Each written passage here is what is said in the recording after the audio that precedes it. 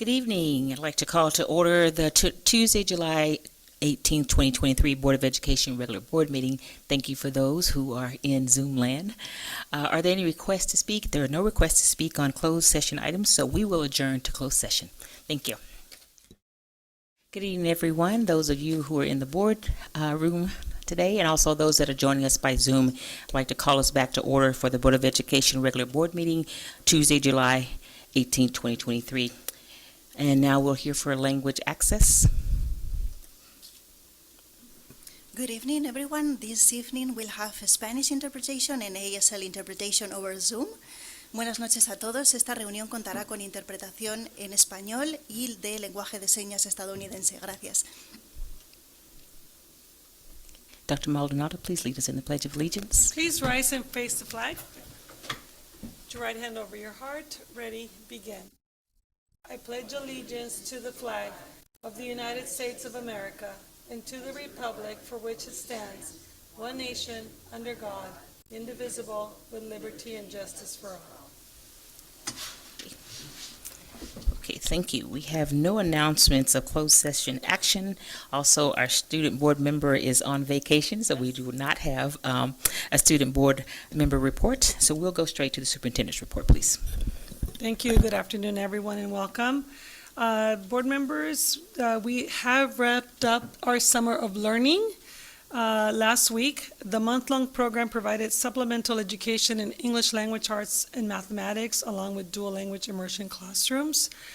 Students had the opportunity to also attend after-school camp. As you know, we wanted to make sure that summer school was also an opportunity for enrichment and joy in learning.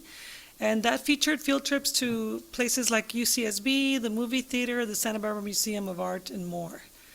Summer school was held at the high schools in June, and each high school ran 2 sessions, and those were also very successful. We look forward to having summer school graduation August 10th. Looking ahead, junior high school will begin their session on August 7th. A small group of students who need additional support in mathematics will participate in a STEAM academy. The students will build their skills in math integrated with fun activities that include engineering, science, and the arts. I also want to bring up Maggie Flores. As you know, as you may recall, last month we approved the position of Maggie Flores as our new Director of Early Childhood and After-School Programs. And we really are excited to have her as we prepare for the new school year. We want to be able to introduce her to you and our community as our newest director, and I want to say that I'm very impressed with her career within Santa Barbara Unified. I believe she's been with us 20 years or more, over 20 years, even though she doesn't look a day over, 20 herself. So we invited her to come and say a few words to you today. Welcome, Maggie. Can you hear me? Yes. Hello, everyone. Dr. Maldonado, Ms. Wendy Simmons, Moten, and esteemed school board representatives. I'm here to express my heartfelt gratitude for the opportunity to contribute to our community in the capacity of Director of Early Childhood Education and After School Program for the Santa Barbara Unified School District. I am not only a devoted professional in this field, but a proud product of this wonderful organization. Born in Santa Barbara, where I have resided the majority of my life, has afforded me unique insights into our community's needs and aspirations. These personal connections and understandings have been instrumental in shaping my approach to early child education and the after-school program. With over 20 years of dedicated service in our early childhood program, I have developed deep-rooted passion for creating nurturing and safe environments for our youngest learners. My extensive experience in the early childhood education field has given me comprehensive understanding of what high-quality childcare should be. This passion extends to my commitment to providing quality after-school programs, ensuring that our community's needs are met with our utmost importance. These responsibilities have been and will continue to be of immense value to me. As I look into the future, I am excited to continue offering quality care programs that promote age-appropriate opportunities for our students. It is my belief that through exploration and participation, we can best help our students reach their full potential. Again, I'd like to express my sincere thanks for this opportunity to serve our community in this capacity, and I look forward to contributing to enhancing our quality programs for the betterment of our students' future. Thank you all.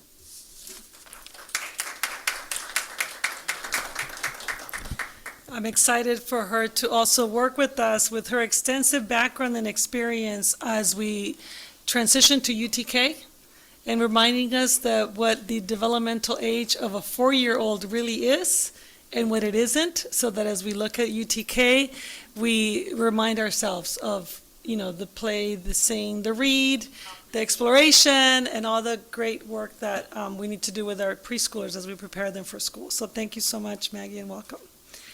I also want to recognize, I see our Director of Food Services, Matt Dittman. While school's been out, our staff has continued to be busily working, making sure that all students have food to eat this summer.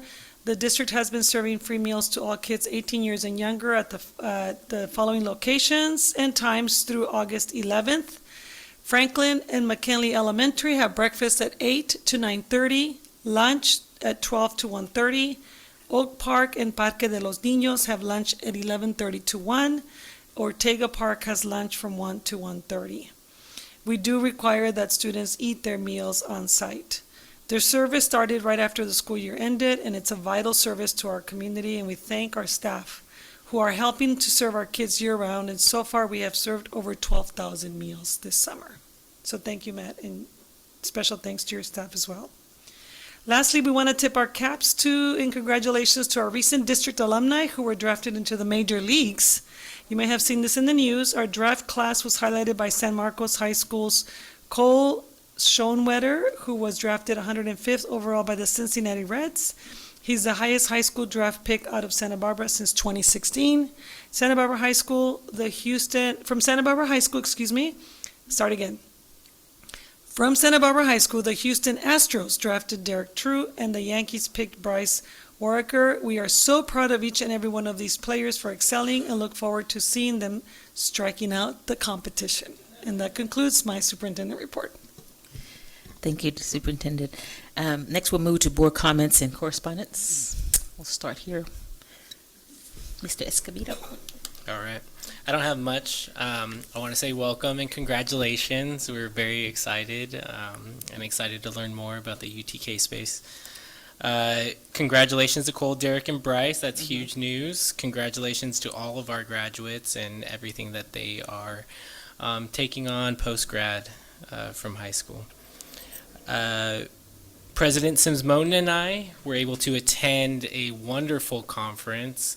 It was called Our Collective Power. It was put on by school board partners, and it was centered on equity and what school boards can do to be a part of providing support systems for our students so that they can succeed in every way possible. And I gotta say, of any conference, and I've been to quite a few, this was probably my favorite conference. I got the most from it. I got some very practical, tangible skills and pieces of knowledge that I'm going to be able to bring into this role. And it was really neat to be there, and within the first 30 minutes, just knowing that you're amongst people that share your values and goals.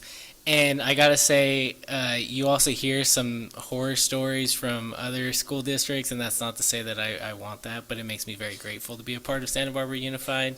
And it also highlighted some areas where we can grow ourselves as a board, as a school district, and looking forward to being a part of that. But as always, when talking to folks from different areas in the country, we hear some of the stories about some of the fights that some school districts are doing with their state governments, and here, while we're trying to tackle equity, and we're putting it on the forefront with our work on combating anti-blackness, when we're putting our EML students at the top of our list of trying to make sure that they get reclassified, it's really heartening to know that our school district are taking on some really tough topics that other school districts aren't either being afforded the opportunities to, or they are not taking them on at all. And so I just wanted to express gratitude to this board, to Dr. Maldonado, to the cabinet, for just in my short period, some really heartening work that you all have been a part of. And I just want to say that I'm proud to be a part of the school district and just very thankful for each and every one of you. And so while we're in our summertime, make sure you take time to recharge. And that is my report. Oh, tomorrow we have a Housing Ad Hoc Committee meeting in the morning, where the Housing Authority is going to present they have the full catalog of all of our properties, and so we're going to discuss those properties, take a look at them on Google Maps. It's going to be fun, and then hopefully talk about next steps and hopefully getting closer to a board report from the Housing Authority so that we can discuss where to go from here. So, thank you. Great, thank you. Ms. Munoz? Thank you, President Sims Moten. Just a brief report from me today. I'm happy about, the summer of learning and all that was accomplished during that time to serve our children. Also, a warm welcome to Maggie Flores. Thank you and congratulations on your position. I look forward to speaking with you more. And also wanted to point out that the application for the Oversight Committee, the window is open from July 17th and closes August 25th for the Oversight Committee addressing racism and anti-Blackness. Hoping to see, applications from the community and such on that. And just, hoping the teachers and the staff are getting a summer break and getting ready, as a board and as a district for the coming school year. Thank you. Mr. Banning? Thank you, Ms. Munoz.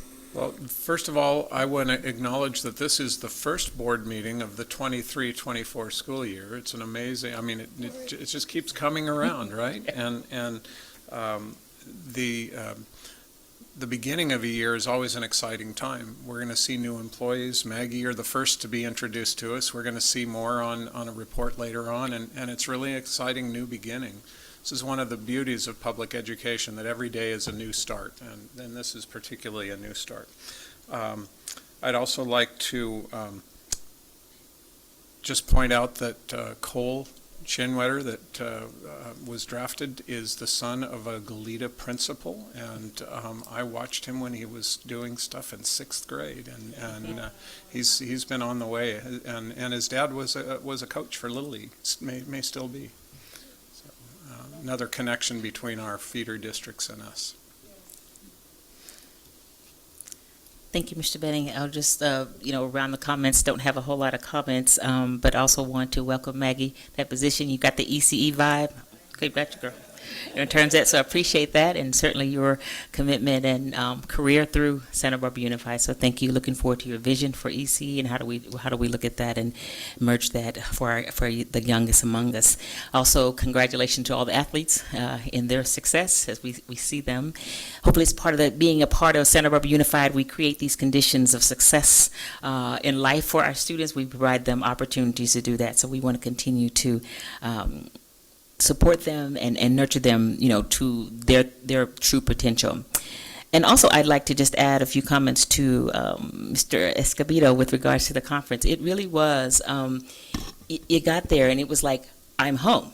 Just in terms of what you felt like though you didn't know a whole lot of people there, or any, Gabe and I only knew each other at that point, but it just felt like home, and it felt like kinship in terms of what boards are going through when they're tackling these very, contentious moments, specifically around, equity. We're kind of leading some of the forefront on that and staying focused on that, and there was very practical information that you could take and use instantly, because I was already writing it down, and I was saying, can we get a chapter in Santa Barbara? I was already advocating for that, because it just felt like, you had a group of folks who were going through the same thing, but had an open mind of how we needed to do it and how we know we need to continue to go forth, facing some of the contentiousness that they're all facing. They were from across all the United States, happening with different things, dealing with climate change, some of the issues that we deal with here, and so it was just really good to be there. The one thing I would say that I think of all the things, which were of many, there were many, we had a session, and I believe our facilitator, he was 82 years old, but he was very insightful, still very energetic, and what he talked about is how we solve or work with our students, whatever their struggle is, in terms of how are they dealing with their issues. And we need to look at how we support them through their issues from an intergenerational lens. Because oftentimes the things that they're struggling with, similar to things that we may have struggled with, but they address it, they look at it through a totally different way of how to solve their struggles.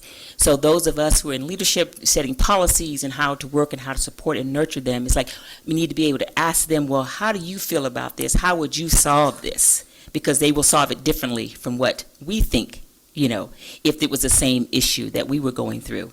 How are you solving that today? And that really, it really resonated with me in terms of, as we're looking at equity, as we're looking at, we're combating anti-Blackness, our students, you're using the N-word in a generation where, what does that mean? It may not mean the same thing as it did in my generation. It still is not a good word, but it's how it's being addressed through an intergenerational lens. How do you want to deal with this struggle? So it's important for us as we're going through these, looking at equity and looking at that, make sure that we have the student voice, how they would do it, and not get offended if they don't address it the same way we think we should.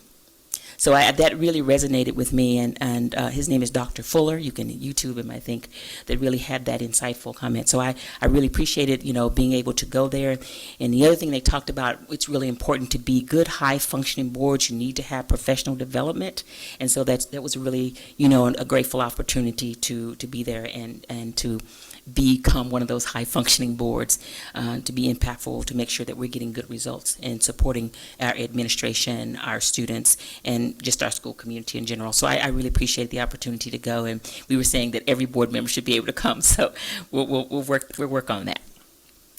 All right, so hearing that, next I'd like to go to public comments. Mr. Escobedo, you may have those slips. Yes, we have 3 public commenters. We'll do the in-person public comment first. We'll start with Caroline Abate, followed by Julie Churchman. You'll have 3 minutes, and I will give you a friendly 30-second reminder. Okay, Welcome. thank you. Thank you for the opportunity to speak with you. The following passage is from an old book and beautifully illustrates the importance of following the truth. Long before there were costly instruments to tell a ship's captain which way to sail the ship, men crossed the wide oceans and guided themselves safely home by watching the stars. Some stars, they knew, moved in the heavens and could not be found at the same time each night in the same place. One star, however, did not change. That was the North Star, and from it they took their directions. Thus they were safe to sail in any ocean, no matter how dangerous, as long as they kept in sight that wonderful star. Truth is like that star. It does not change. People live and die, kingdoms rise and fall, wars are fought, cities are built and fall away. Yet the truth is always the same, 5,000 years ago or 5,000 years from now. It was and it will be just as true as it is at this very moment. The reason for reading that was to pause and ask ourselves, what are we teaching our children? And are we being honest with them and telling them the truth? For example, in the new Comprehensive Health Education Books, Chapter 20, Lesson 1, Pregnancy Prevention, students are taught about abortion with the definition, surgical procedure to end a pregnancy. We need to stop and think. Does that definition tell students the whole truth? That by every measure, that unborn child is a living, breathing person, a human being. And that abortion is much, much more than just a surgical procedure to end a pregnancy. Have we thought about the psychological scars left by abortion? How many women have deep regrets later on in life when they are older? 30 seconds. Is that callous and incomplete definition setting our students up to go down a terrible path of painful regret? There is something wrong here, terribly wrong. We need to think more carefully, and we need to ask, is there not, perhaps, a better, different, and more truthful path forward for our students? Thank you for your time and being willing to listen. Thank you. Next, we have Julie Churchman, followed by Garrett Williams, and that's a virtual public comment. Welcome. Yes.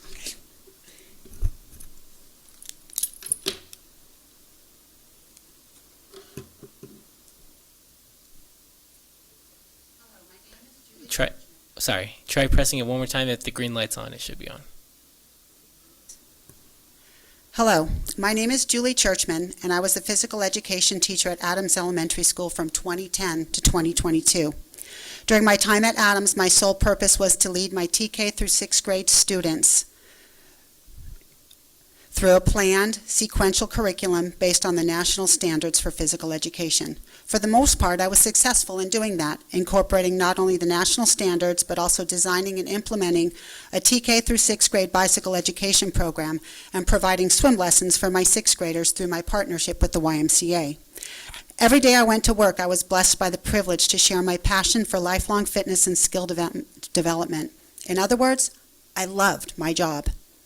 In November 2021, I returned to my job after a period of absence due to illness, caring for a loved one, and the passing of my father, to discover that the amazing open space that I had been teaching in had been invaded by an alien ship that was never going to leave the playground.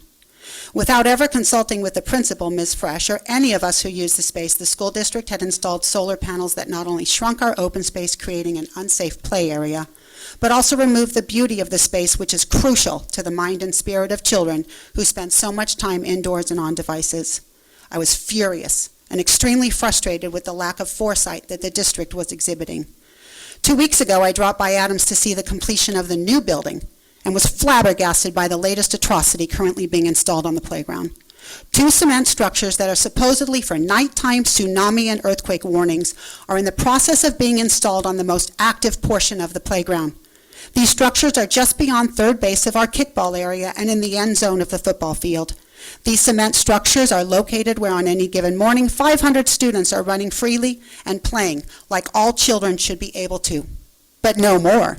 That freedom has been removed by the idiocy of adults who do not put the safety of children first. If you did, you would consult with those who know how the space is utilized, and then together with them, you would plan the best location for these structures. I am appalled, angry, and sad that Adams' beautiful, amazing open space has been ruined for all the Tigers who currently attend and will attend in the future. They will never experience the freedom of running, biking, and playing on a playground that should be designed for their safety, fun, and physical development. Last August, on Staff Welcome Back Day at San Marcos, you asked your student board members to speak about a teacher who had made a positive impact on their lives during their time in Santa Barbara Unified. Emily Pineda, the Don's rep, spoke about a teacher who cared more about the kids than anything else. I am that teacher. I am speaking to you tonight because I still care about the safety and physical development of the Adams Tigers and all the other students in the school district. In 5 words, Ronald Reagan changed the life of millions when he said, "Gorbachev, tear down this wall." In 5 words, I say to you, please remove those lampposts. Please visit the campus and have these obstacles removed. Thank you. Thank you. Next, we have Garrett Williams and virtual public comment. Is Garrett online? Nope. Okay. President Sismone, that is all the public comment for items not on today's agenda. Okay, great, thank you. Next, we'll move to item E, acceptance of donations. May I have a motion from members? I move to accept the donations with gratitude. I second. Okay, moved in second. All in favor, please say aye. Aye. Aye. Thank you. We'll next move to the consent agenda. Members, are there any items you'd like to pull? Hearing no requests to speak. Are there any requests, Superintendent, to pull any? Okay. All right, may I have a motion to approve the consent agenda? I move to approve the consent agenda. I'll second that motion. Okay, moved in second, please. All in favor, raise your hand and say aye. Aye. Aye. Thank you. We have moved the consent agenda. We will now move to the action agenda, G1, approval of second amendment of superintendent's employment agreement. We'll start with just the discussion of that. Mr. Banning, as you and I were the negotiators, so if you have any comments, please do. I would just like to say it's my privilege to discuss this process and let you know that we are approving a contract that extends the end date for Superintendent Maldonado's employment through June of 2026. We believe that she is the right leader at the right time, and by authoring the extension of the contract, that we are giving a clear message to her and to the district that the board supports the work she is doing and wants her to continue it. Any additional comments? Mr. Escobedo. Just wanted to say how happy I am here to vote on this item, and share just a quick anecdote if I can. When I was running for this seat, I was asked at some point, how will you know if Dr. Maldonado is the right leader? And I didn't have a precise answer, but I do have a pretty good judge. I would say humbly that I have a pretty good judge of folks and their abilities and their character and leadership. And it did not take me long. It took me all of one weekend at the CSBA conference, and asking you every single type of question, challenging you on some things, pushing and pulling on some of the ideas that you had shared in your vision. And I knew that you were the right leader, and you are the right leader for this district. And nothing in the last 8 months has changed my mind about that. And I am excited about your vision. I'm excited about your cabinet and the progress that we have made. I'm excited about the initiatives that we've taken on, and I am excited to vote yes on this.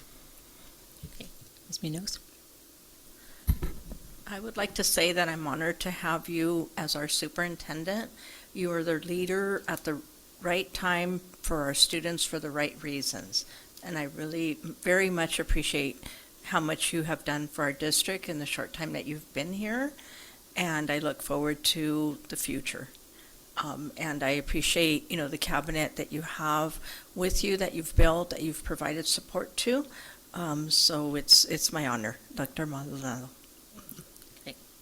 Thinking I'll round it out. I was just thinking, I've been here long enough to now this is my second amendment in extending your contract, and what an honor it is, having come through, we're now on the other side of just chaos and confusion. Let me just say that. And I think we've kind of been that, and that you've withstood that. And I think, going forth as we're recommending approval for extension of your contract really speaks to the importance of continuity of vision and leadership, particularly in these times. This team is strong and courageous. I would just say they're BA. That's in a good word. I know you can probably say what I call you guys, So I just really just appreciate the courageousness to go through this work, to sometimes not ignore, but set aside sometimes the outside noise to make sure we're focusing on what's best, and how we are really, through the policies that we make, the leadership, the vision that we're doing every day, the agendas that we're set, the contracts that we're approving, is centering students. And so you're that right person to do that as we center through equity. And just by the mere mentioning of equity creates some people feeling a fear of things being taken away from them, but we know far differently. And I'll say one more analogy that was at the at the conference, the facilitator talked about how important equity work and centering the needs of those most vulnerable students, how crucial that is, because when you center those needs, it becomes a universal benefit. And I think that's exactly what we're doing here. And so he was saying, sometimes the noise, and we want to make sure that public comment is a part of that, so we make sure that, the community is being heard. We are a community organization that, serves children. And he talked about making sure that don't allow the noise to become the deer on the side of the road, because you're so busy looking at the deer on the side of the road, you're going to crash into something else. So stay focused on that, and sometimes the noise and all the other things are just those deer, and you need that sometimes to keep us balanced. So I want to appreciate having probably the most senior here to be able to do that, and sometimes you get it right, and even in the midst of, just like I said, chaos. So glad that we're here together, and again, the continuity of vision and leadership is crucial to where we need to go. So thank you. With that, I do need a formal motion. Mr. You want to make that? Excuse me. I move to accept the amendment to the employment contract for Superintendent Hilda Maldonado. I second that wholeheartedly. Okay.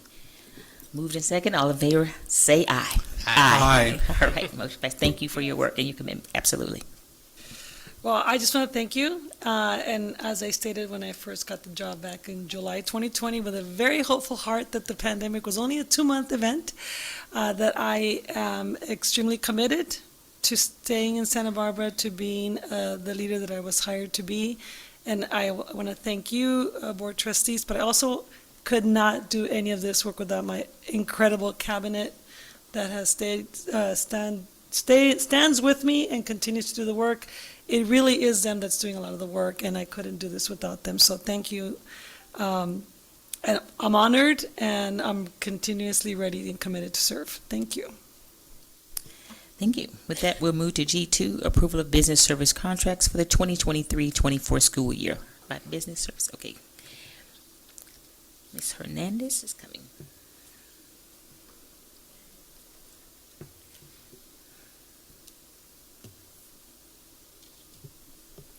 Well, thank you for that last one. I really appreciate it.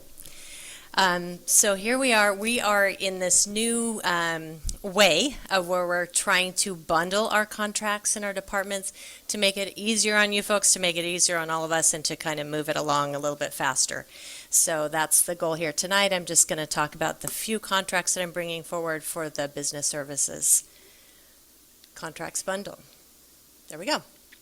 And we always talk about the way we focus our work. For business services, we're down there in the bottom, the sustainable operations part of the goodness that we have here. And we're also around the edges in the equity and the accountability, and a little bit in climate and culture too. So we're all part of that, and we always focus on our staff and our students. So tonight I've got just 3 different sections of contracts that I'm bringing forward. Business operations is the first one. We have a contract with AON is their name. That is an actuarial and consulting services, and they provide the actuarial data that we use for our district's retiree health insurance programs. And it vacillates from year to year because they do a big report every 2 years. So that's why you can see that it's 40K, and then it's 5.5K, and then it's 42K. So I'm just, for this coming year, we're going to have our big report. So it's going to be 40K for the 23-24 school year. We also have the City of Santa Barbara, the Park Ranger Services. We have an MOU with them. They provide some patrolling services after hours for us, just to make sure that our schools are safe in the after hours. And so the contract with them is about $34,546. We also have a City of Santa Barbara crossing guard services, but we have not gotten that MOU yet. I've spoken to them, and they are working on it. I just don't have it to share with you tonight. And then also the City of Santa Barbara after-school facility for the use of the junior highs is actually a revenue. So the city of Santa Barbara pays for the junior high after school sports, which is a really great thing. Then the next section that I have in our business services budget is for legal fees. We hold the general legal counsel fees for Griffith and Thornburg in the business services budget, but then several of the different departments use it. So for this year, we're just bringing forward a not to exceed of $375K, and it kind of shows you there how the different departments will have use of those funds. We try to be very frugal with that. We don't call the lawyer for every little thing, but when we need them, we need them. So we need to be able to have that available. What I'm showing here of other legal fees that we have in the district that are not included in the business services budget are Lozano and Smith. I said special ed there, but it's really kind of special ed, student services, family services, not just special ed, and that's more for like expulsions and those kinds of cases. That next one, which is really hard to pronounce, but we just say AALRR, is generally special education, and so that's just kind of set aside for that. And then we've got the DWK, Dennis Wooliver Kelly, which is a superintendent's office legal fee. And then next is, we have academies. You're probably very well aware of the different academies we have, but for Santa Barbara High School, we have 3 MOUs that are coming forward, but I was not able to get the last one from Friends of Vada, so they're still working on it.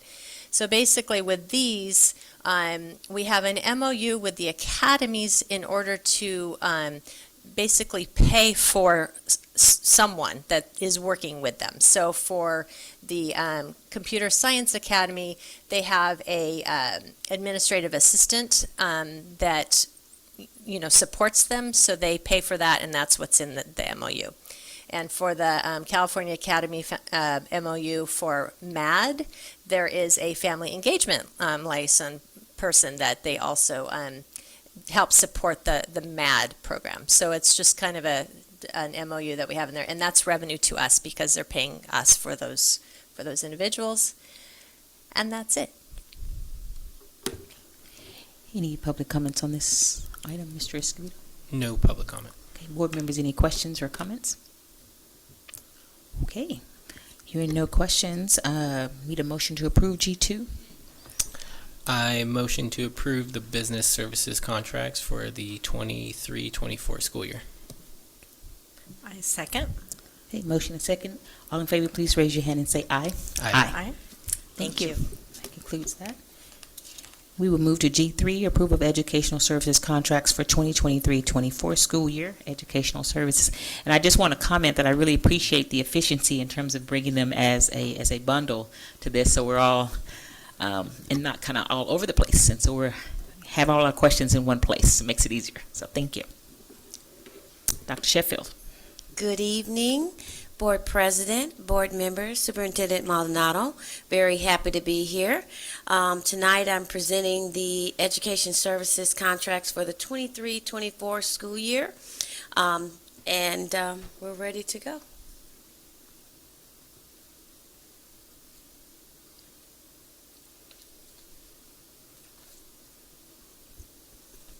And so I'm excited, of course, as we look at education services, we always have to bring back our focus and how we center our goals and the decisions that we make as a department.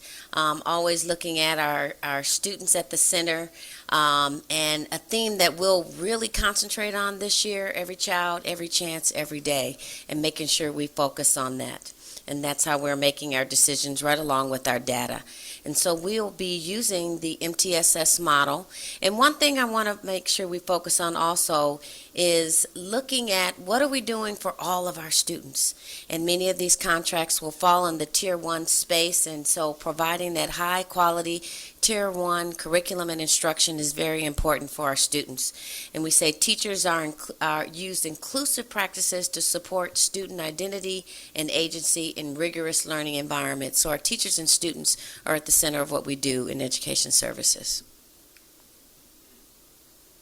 And so, again, taking a look at the MTSS model, and then I'll be showing you the contracts that we'll be bringing forth for education services. For all of our students, we have a variety of contracts here, mainly focused on the curriculum that we're bringing into the classrooms. Always, something that I notice a lot more this year is that many of the things that come forth are the things that people don't see. It's the things that they would just expect in the class. The curriculum's there, the books are there. And as we've seen with the textbook adoption and a variety of things that come forth, these are some of the things that people don't realize we're bringing forth to make sure we keep our classrooms rigorous and alive. So we have the Math Annex, and that is a contract keeping our students abreast of what's happening in math and really understanding and learning how to work with math and our assessments.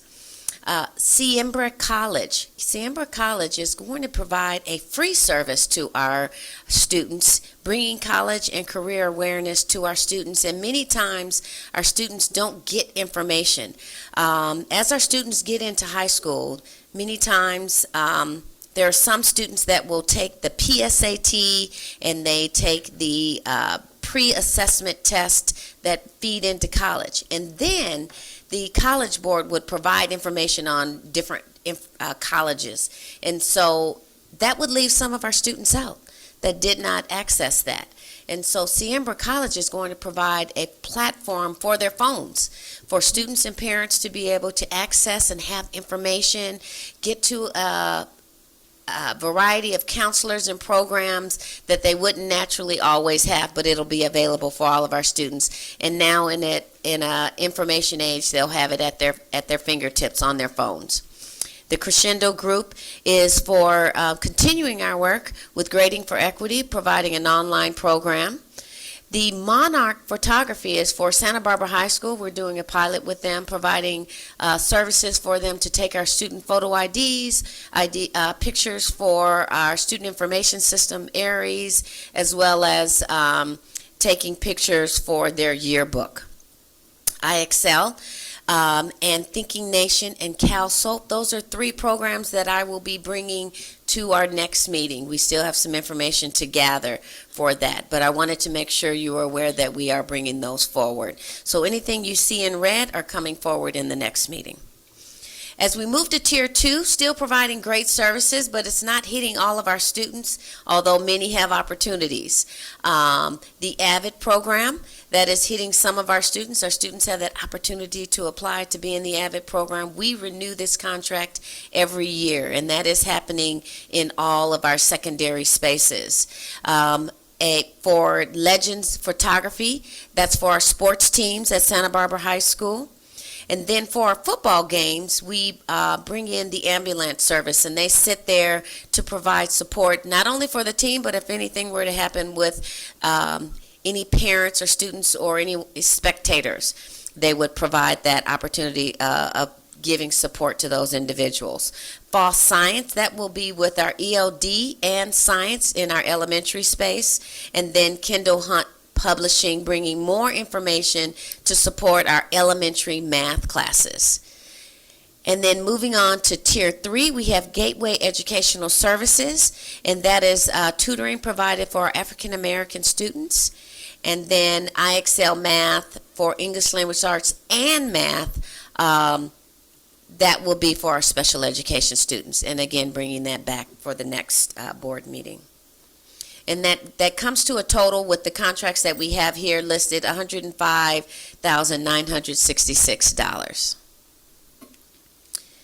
As we move on to the next slide, like I said, we're in many places where you don't even realize. And so these platforms and contracts were brought at the last board meeting, but I wanted to make sure you're aware which ones were related to education services. Again, listing our Tier 1, our Tier 2, and our Tier 3 spaces.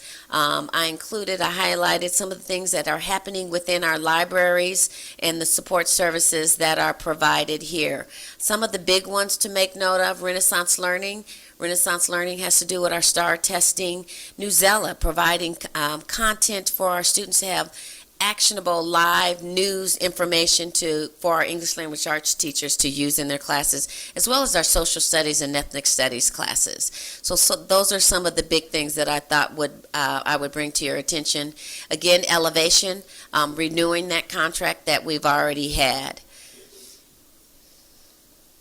And that total that was brought at that last meeting was $955,633.73.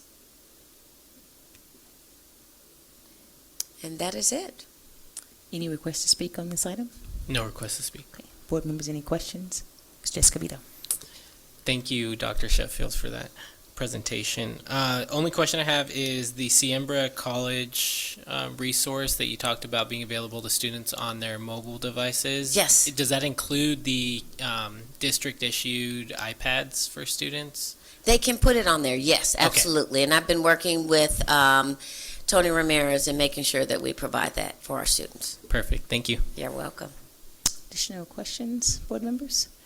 I do just have one question where the ambulance services, it says DP High School, DPH High School. Is it only for DP or is that for everybody? I don't know where that slide was that we talk about ambulance. For the ambulance. So the different school sites will be bringing forth their contracts. Oh, okay. I have not received them as of yet, but every high school does have that ambulance service provided for their teams, and they're usually on the field. Okay, great, thank you.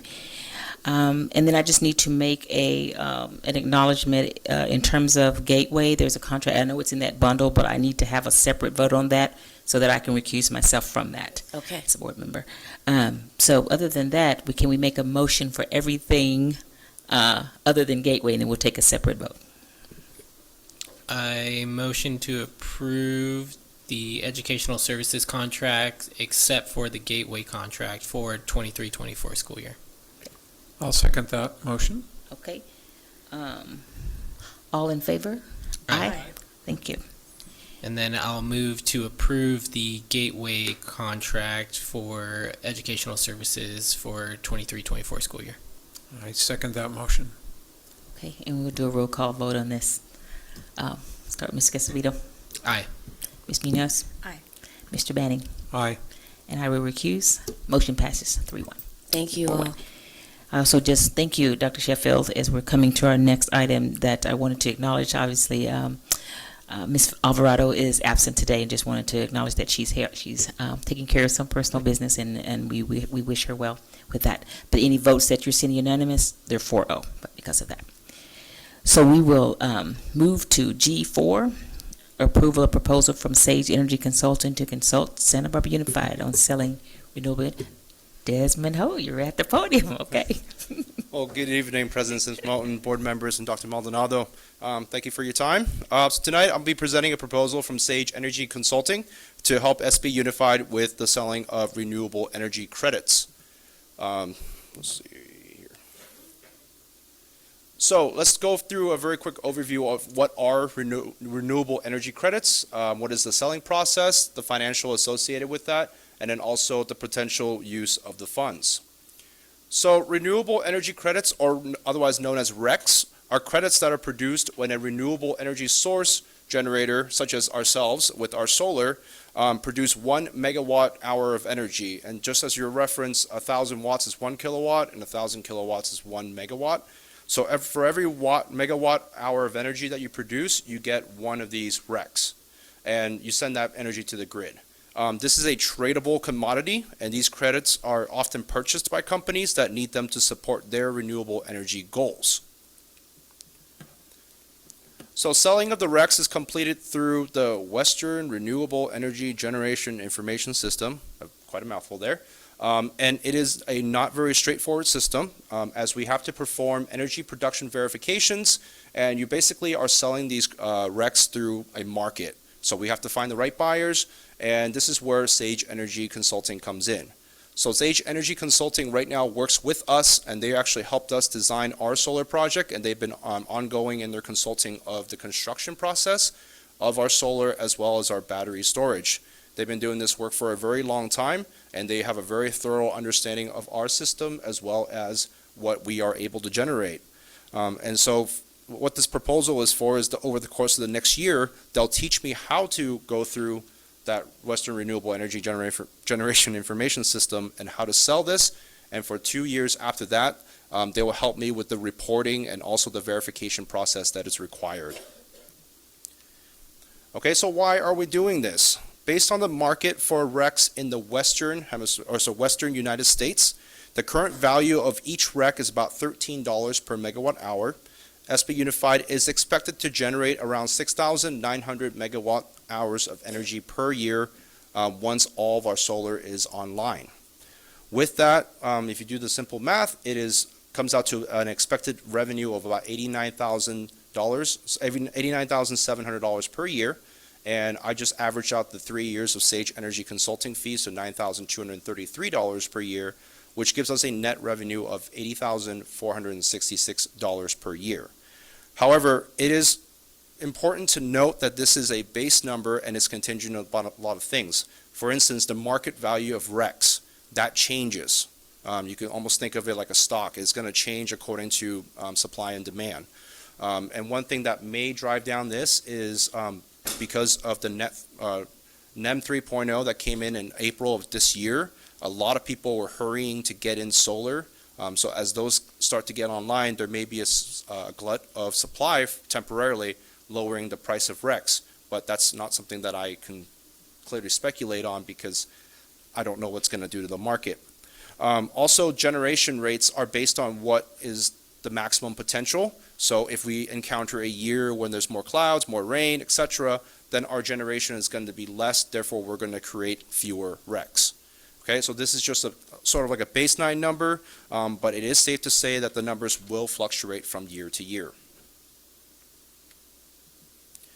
So what am I proposing to do with this revenue? I would like to use these funds to hire a sustainability intern to help SB Unified with the application of additional grants and also work on projects at school sites with teachers and students.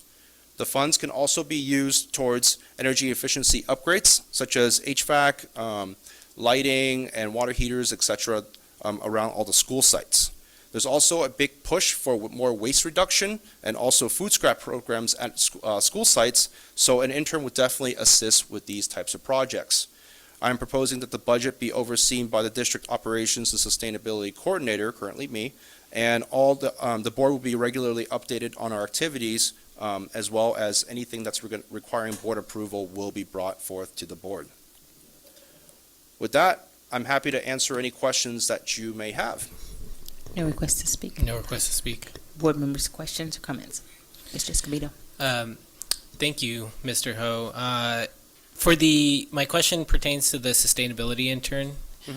Would you be recruiting for this position? I know it's a little early, but recruiting for this position from SBCC and UCSB, or what are your plans for that? Yeah, I would like to get somebody who is either doing undergrad in the later stages, or maybe after they just graduated, or through my program at Bren School at UCSB. Those students would be highly interested in doing something like this. Fantastic. Thank you. Another program that I'm sure you're aware of is Civic Spark. Have you looked into Civic Spark at all? I have not, actually, but I will. I'll send you information about Civic Spark. Okay, It's a similar internship program for recent grads that's through an AmeriCorps program. Thank you.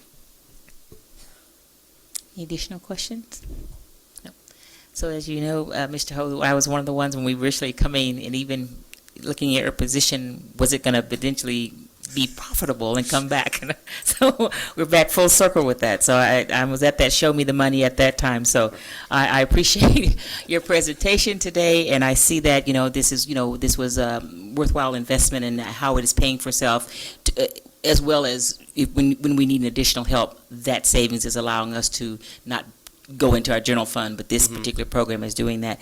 And so as you're hiring or bringing on interns, so it's not long-term. I mean, they're not staying past the time that you need them or past the funding that they're able to keep here now. It's not going to be an ongoing that later comes into the general fund, is what I'm trying to say.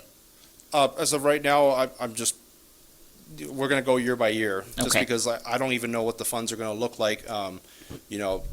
Years from now, they could completely remove this market for all we know. We just don't know. So this is definitely a year-on-year basis, nothing permanent.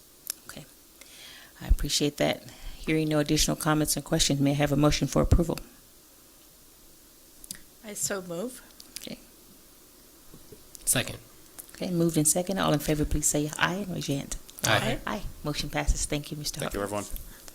Okay, we'll move to G5, approval of resolution 2023-24-01, approving leaseback contract documents, authorizing execution. As Marina comes in, I do want to remind the board, this is one of those items that 5, 6, and 7, 5 and 6 go together. Yes, well, all of them go together. 5, 6, and 7. 5, 6, okay. Yes. Yes. It's all about the same project. Yes, thank you. Good evening, President Sims Moten, board members, Superintendent Dr. Maldonado, the cabinet. I'm here tonight to present 2 resolutions and one item for the DSA-approved inspector, which is also for the same project, the project being Adams Elementary School Multipurpose Room Upgrades Project.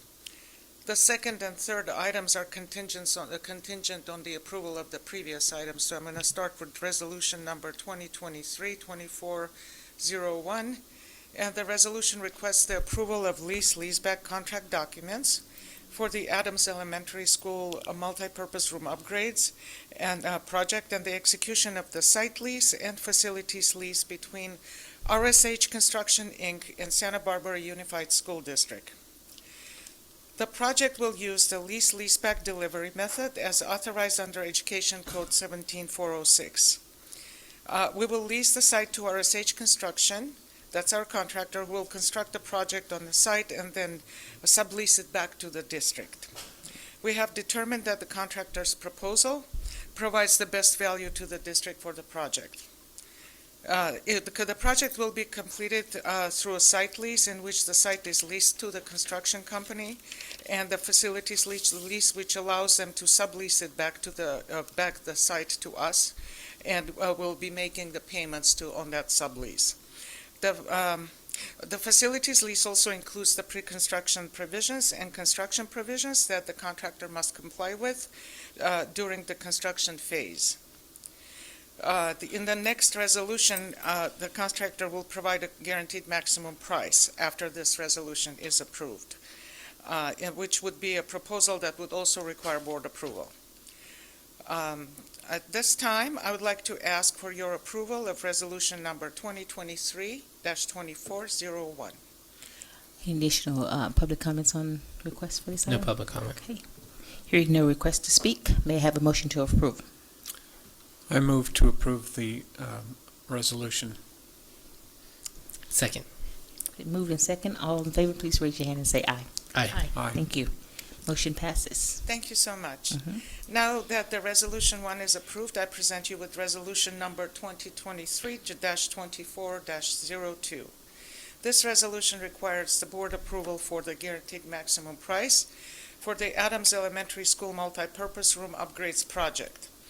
So the board has just approved the leaseback contract documents and the execution of the site lease between the RSH Construction and the Santa Barbara Unified School District.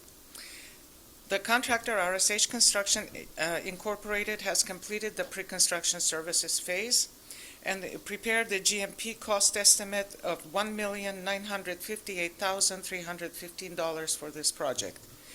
This GMP is based on plans and specifications by the architect, TSK Architects, Inc.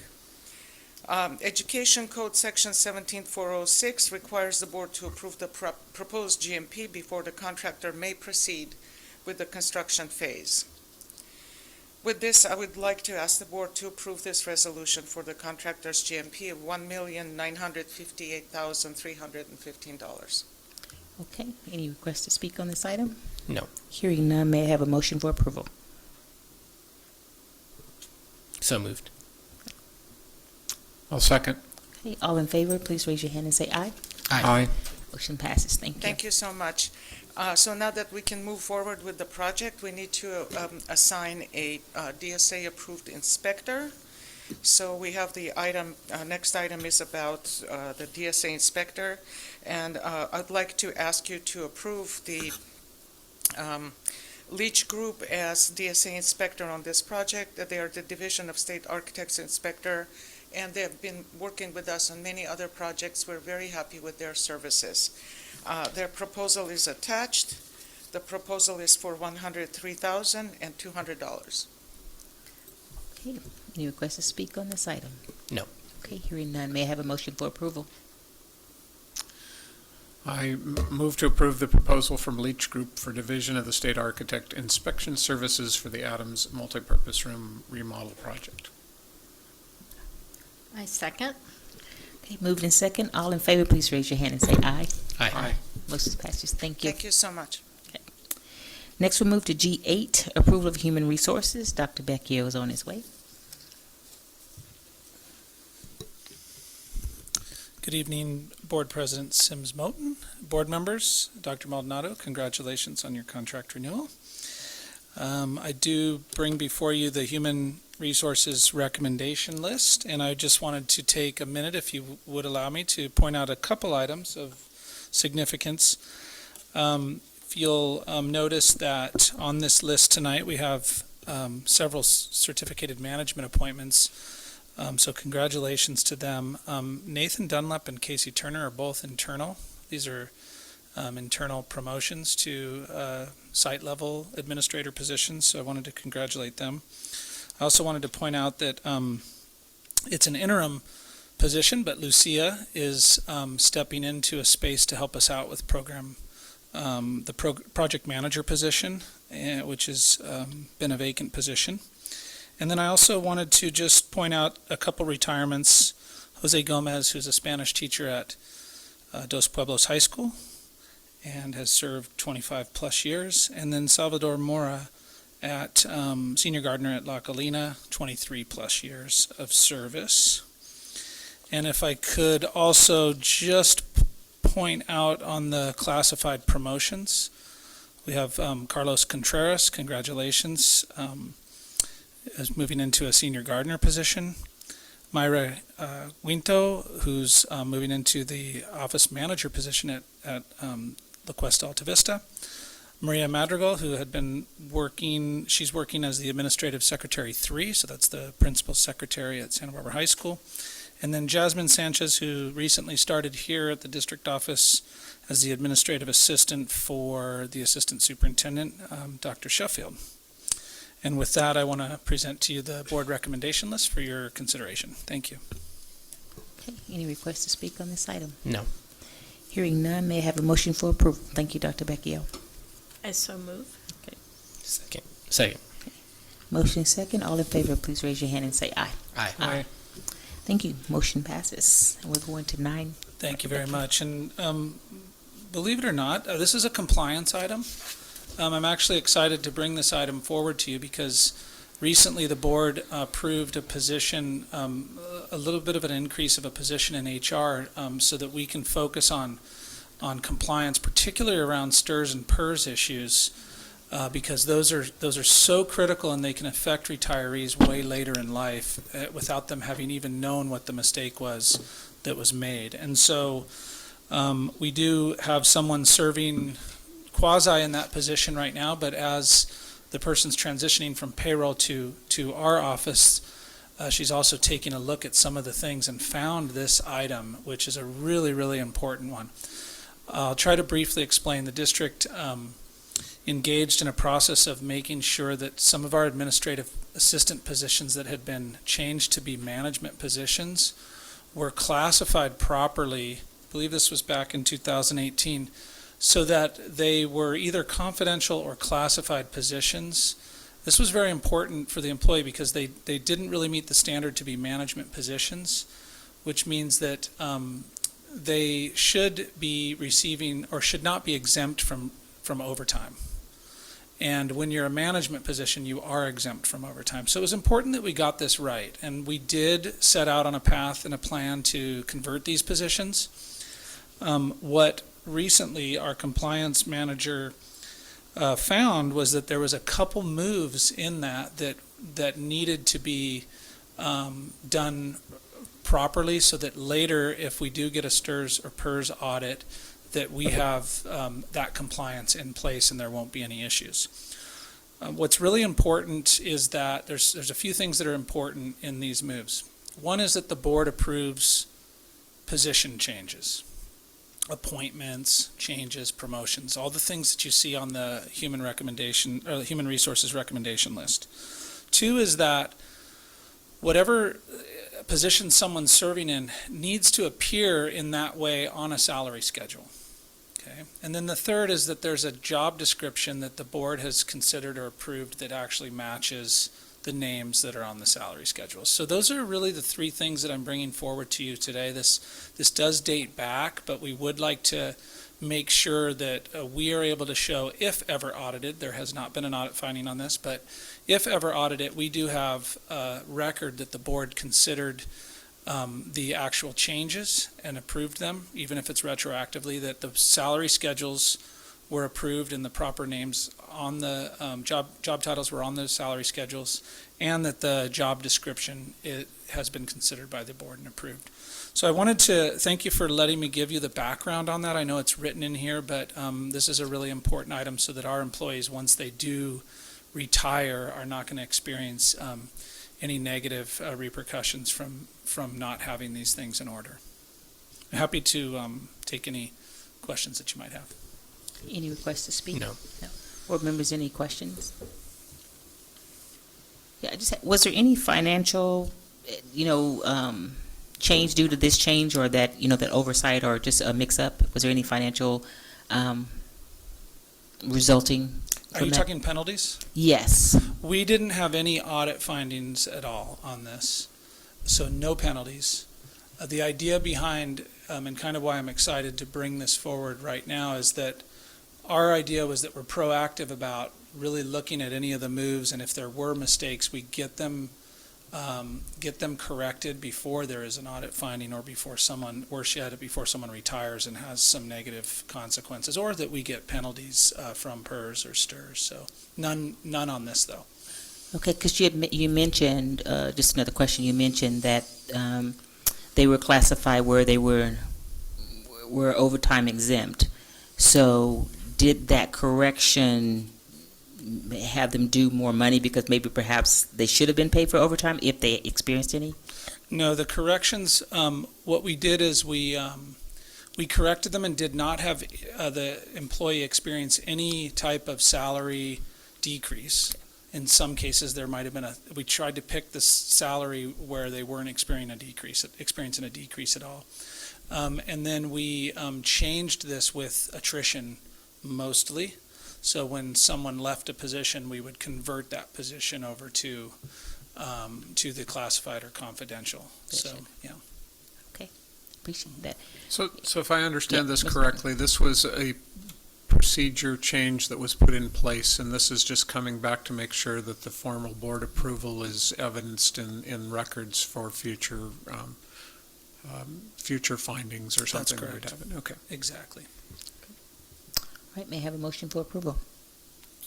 I move to approve the change in status, recommended action on this item. I second. Okay, motion second. All in Could- favor?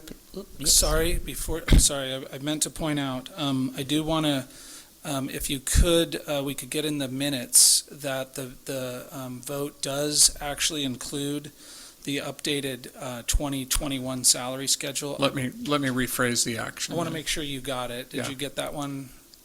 Yeah. I move to approve the 2020 change in status from management to classified confidential positions for executive assistant to superintendent and administrative assistant, human resources, and corresponding job description and salary schedules. That's perfect. Is that covered? Yeah. Okay. There was And just an update after it posted, that was to the 2021, and I just want to make sure that one is the one that we're It's part of the approving. record. Yeah. Okay, and then yeah. So can you just second that Well, correction of the vote? what I just read was a motion to approve 2020 change in status. Should it be 2020?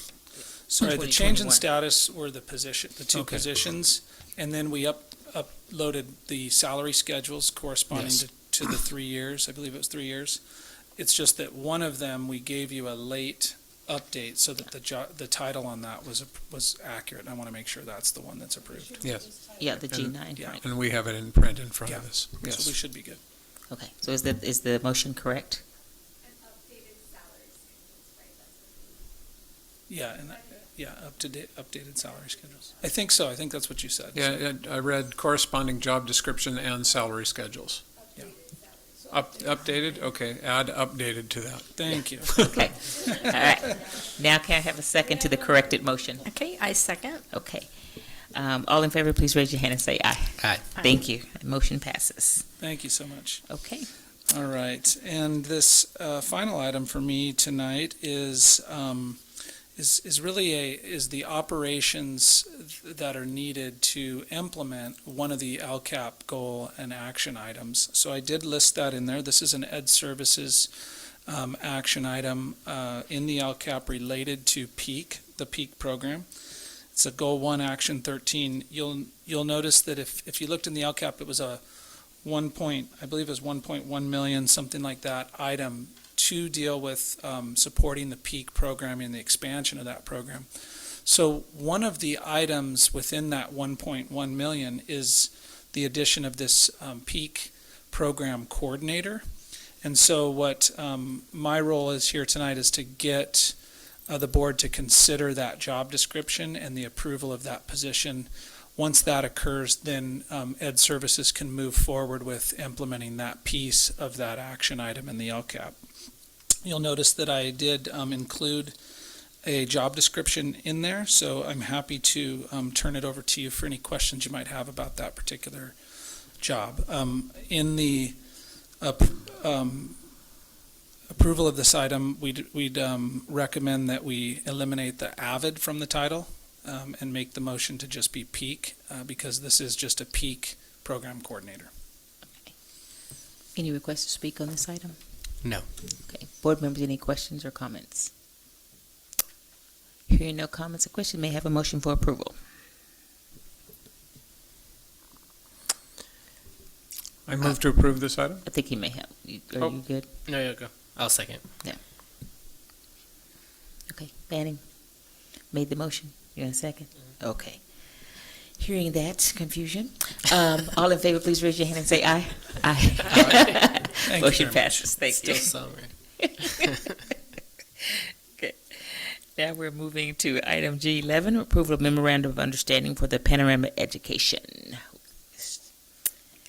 Miss Edison is coming.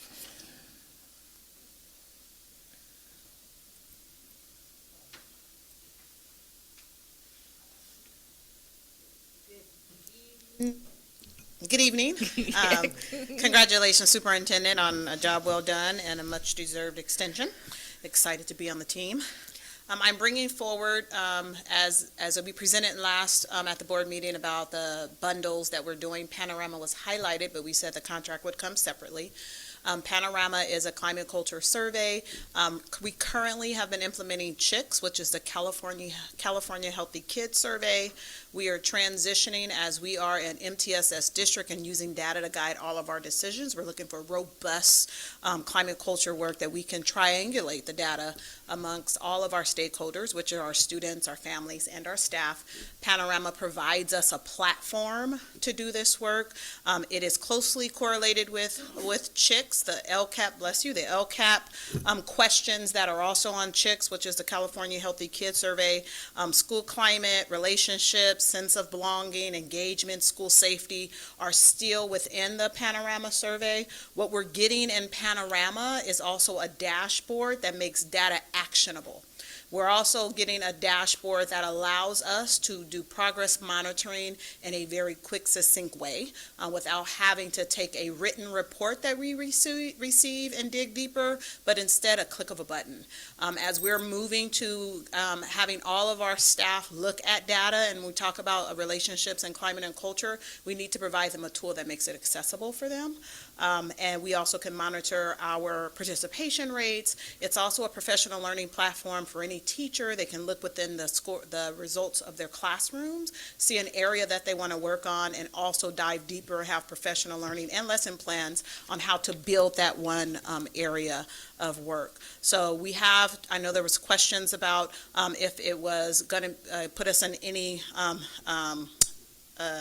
setbacks with CDE. We followed up with CDE. As long as we are covering the data points that we need and we don't receive grants that require CHICS, the California Healthy Kids Survey, then we are, as a local district, able to select which tool we use. Okay, any requests to speak from the public? No. Okay. Comments, board members? Mr. Banning? I'd just to say I really appreciate the forward-lookingness of this with the social emotional learning aspects and the fact that CHIC doesn't cover all of our students. To go beyond that is the right thing to do in the current climate. I appreciate the ability to support this. Thank you. We will be surveying 3 through 12th grade, so thank you. That is more students. Any additional comments? May I have a motion for approval? I will move to approve the MOU with Panorama Education. I'll second. Okay, motion second. All in favor, please raise your hand and say aye. Aye. Thank you. Ms. Thank you very Edison. much. Motion passes. We're moving to item G12, approval of contracts and memorandum of understanding over 10,000, and we are Student and Family Services. Okay. For this item, we're bringing also Dr. Carla Curry and Dr. John Shetler. Almost Dr. John Shetler to the Never podium. Good evening. I'm here with Dr. Carla Curry, our new Director of Special Education, and we are presenting a bundle of 10 special education contracts. I want to point out these are not all the contracts that you're going to see or review for special education, but we wanted to bring you 10 that were really focused on groups of students or programs or tools for groups of employees. Oftentimes what you'll see on consent agendas or with other lists, those are contracts for individual students, and so obviously that makes it a little bit more difficult to have a public-facing conversation, but if you ever have questions about any of those, you're more than welcome to ask them. If we can, maybe I can do it. Go to the next slide. So I know you're familiar with this graphic, and you'll see that we are going to review our MTSS pyramid and talk to you about where special education fits into that. But the contracts that we're bundling today really focus on the center of the circle. They're either for direct services to students, or they are tools or curriculum for our staff in order to help them be more successful in their jobs. So a couple things I want to point out. You've seen this pyramid. We talked about it last time with the student and family services contracts. Special education really lives above and beyond the three-tiered pyramid. So students with IEPs are general education students first, meaning they get the benefit of all the good stuff that we offer in tiers 1, 2, and 3. And then when their IEP teams determine they need additional supports for them as individuals, those things we also provide. And so we just don't want to lose sight of the fact that when we have kids who qualify for special education, it doesn't mean they get all their support through the special ed program. Part of our push to build this MTSS system is that we can help students better without requiring them to have some kind of categorical label. And so I'm going to ask Dr. Curry to talk with you about some of the specific contracts that we're bringing forward, and then we'll be happy to answer any questions you might have.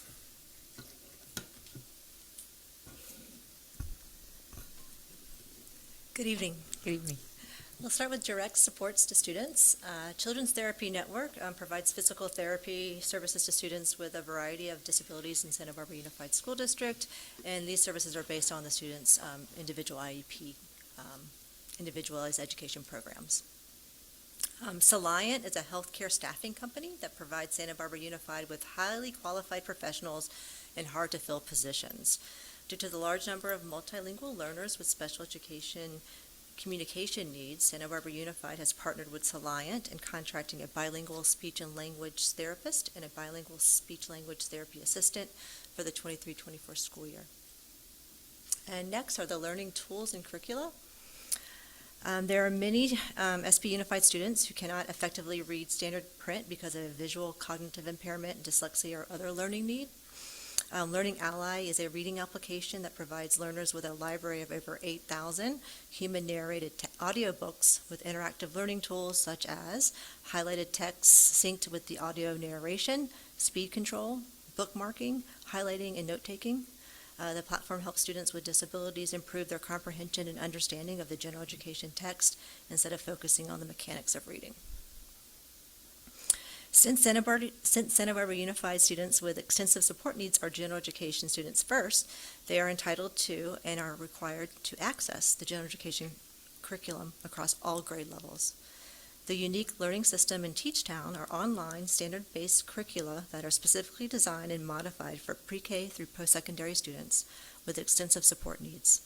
Subscribers download monthly instructional thematic units of study that contain lesson plans, interactive student materials, assessments, progress monitoring, automated reporting, and research-based teaching strategies that can be quickly and easily implemented into the general education and special education classrooms. Moving on, as we all know, professional development is essential in encouraging career growth, increasing productivity, and increasing employee retention. The Master Teacher is an online professional development platform designed to offer continuous learning opportunities for every employee in a school or a district. Specifically, the Master Teacher Paraeducator Learning offers 120 courses just for paraeducators covering topics in the general and special education settings. Courses organized into bite-sized units with post-tests at the end that are automatically graded. The content aligns with the Council for Exceptional Children Standards for Professional Learning and is endorsed by the Council of Administrators in Special Education. And last one in this area. While speech is our primary mode of communication, we have many SP Unified students with disabilities that communicate in multiple ways. Some use speech, sign, symbols, gestures, facial expressions, writing, eye gaze, and or use a communication device.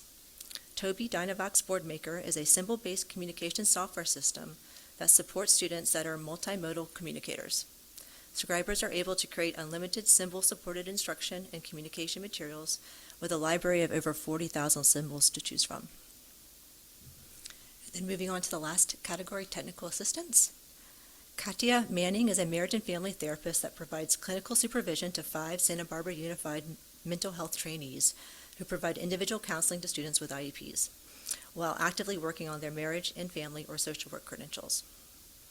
Dr. Jerice Butterfield provides monthly reading intervention training, coaching, and data analysis to junior and high school literacy special education teachers to support the learning needs of students with symptoms of dyslexia. And lastly, Maureen Burness is a California Department of Education and Technical Assistance facilitator that provides the required yearly support for Santa Barbara Unified due to the continuing identification as significantly disproportionate through the compliance and improvement monitoring process. And that is all we have. Okay, any requests to speak on this item? No. Okay. Board members, any comments or questions? Welcome, Dr. Curry. Thank you for, I think we haven't had a chance to say hello, and so welcome. So we got you here, and thank you so much.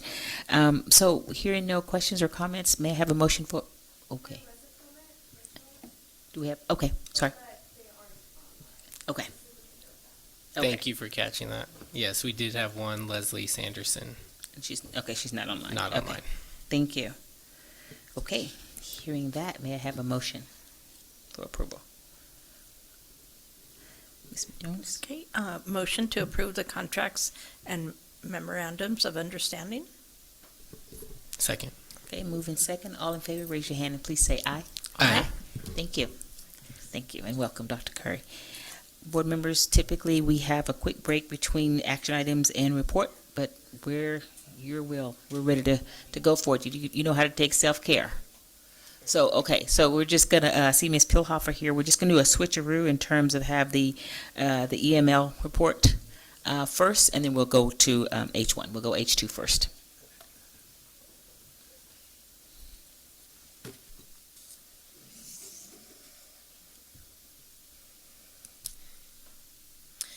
Good evening, Board President Sims Moten, Superintendent Dr. Maldonado. Congratulations on your renewal of your contract, Community and Families Online. This agenda item is the final emergent multilingual report in a series of 3 before passing the baton to Dr. Deborah Martinez, our new Director of Educational Equity and Multilingual Learner Services. Oh, we have a clicker. So this graphic represents the beginning of the journey for our EMLs upon enrollment in the district. Every caregiver that is new to the district is to complete a home language survey. during the initial enrollment process. If a student home language survey indicates a language other than English, the student English proficiency levels are assessed within 30 calendar days of enrollment. If a student's initial LPAC scores indicate they are not initially English proficient, they are then reclassified as initially proficient in English, or they are an emergent multilingual learner, which entitles the student to Title III services. Once a student is classified as an EML, they are then required to take the summative LPAC annually until the student has met the state and district criteria for reclassification, as fluent English proficient. Thank you very much. Okay, next slide.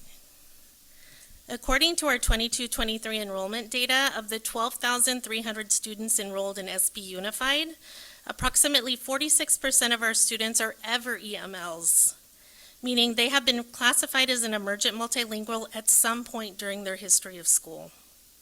While active EMLs comprise 15% of the district, a larger portion of students in the district are reclassified as English proficient and being monitored on their progress, or have exited from Title III services after 4 years of monitoring. When reporting EML outcomes, it is important to keep in mind that EMLs make up a full spectrum of profiles and experiences in the district. Whether an EML has just begun their journey as a newcomer or is an experienced long-term EML with 6+ years in the U.S. school or program.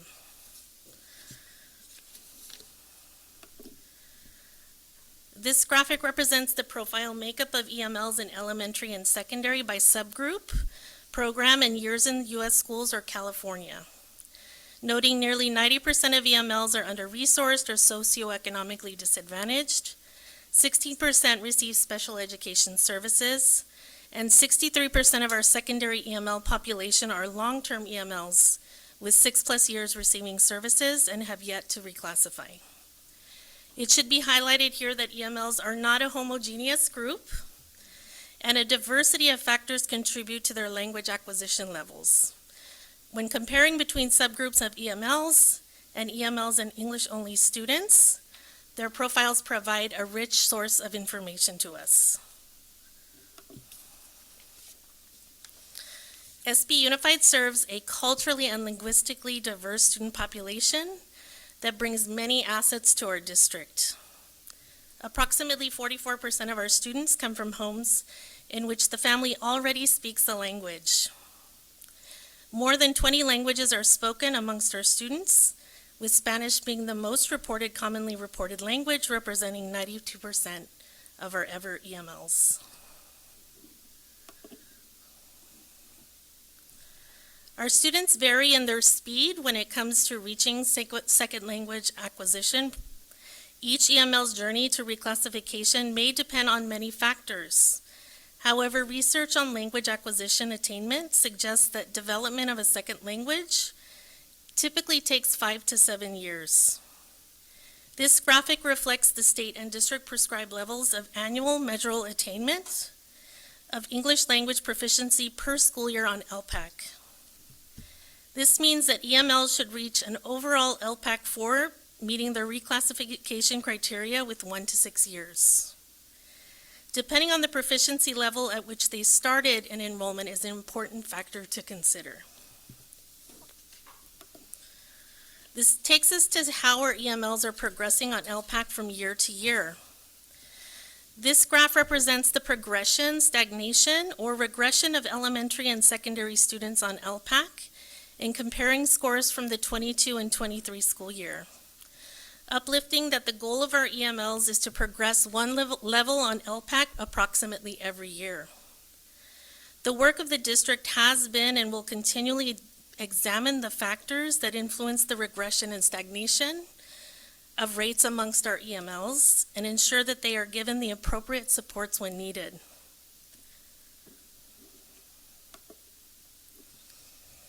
This graphic represents the reclassification rates for elementary, junior high, and high school in the district for the 22-23 school year.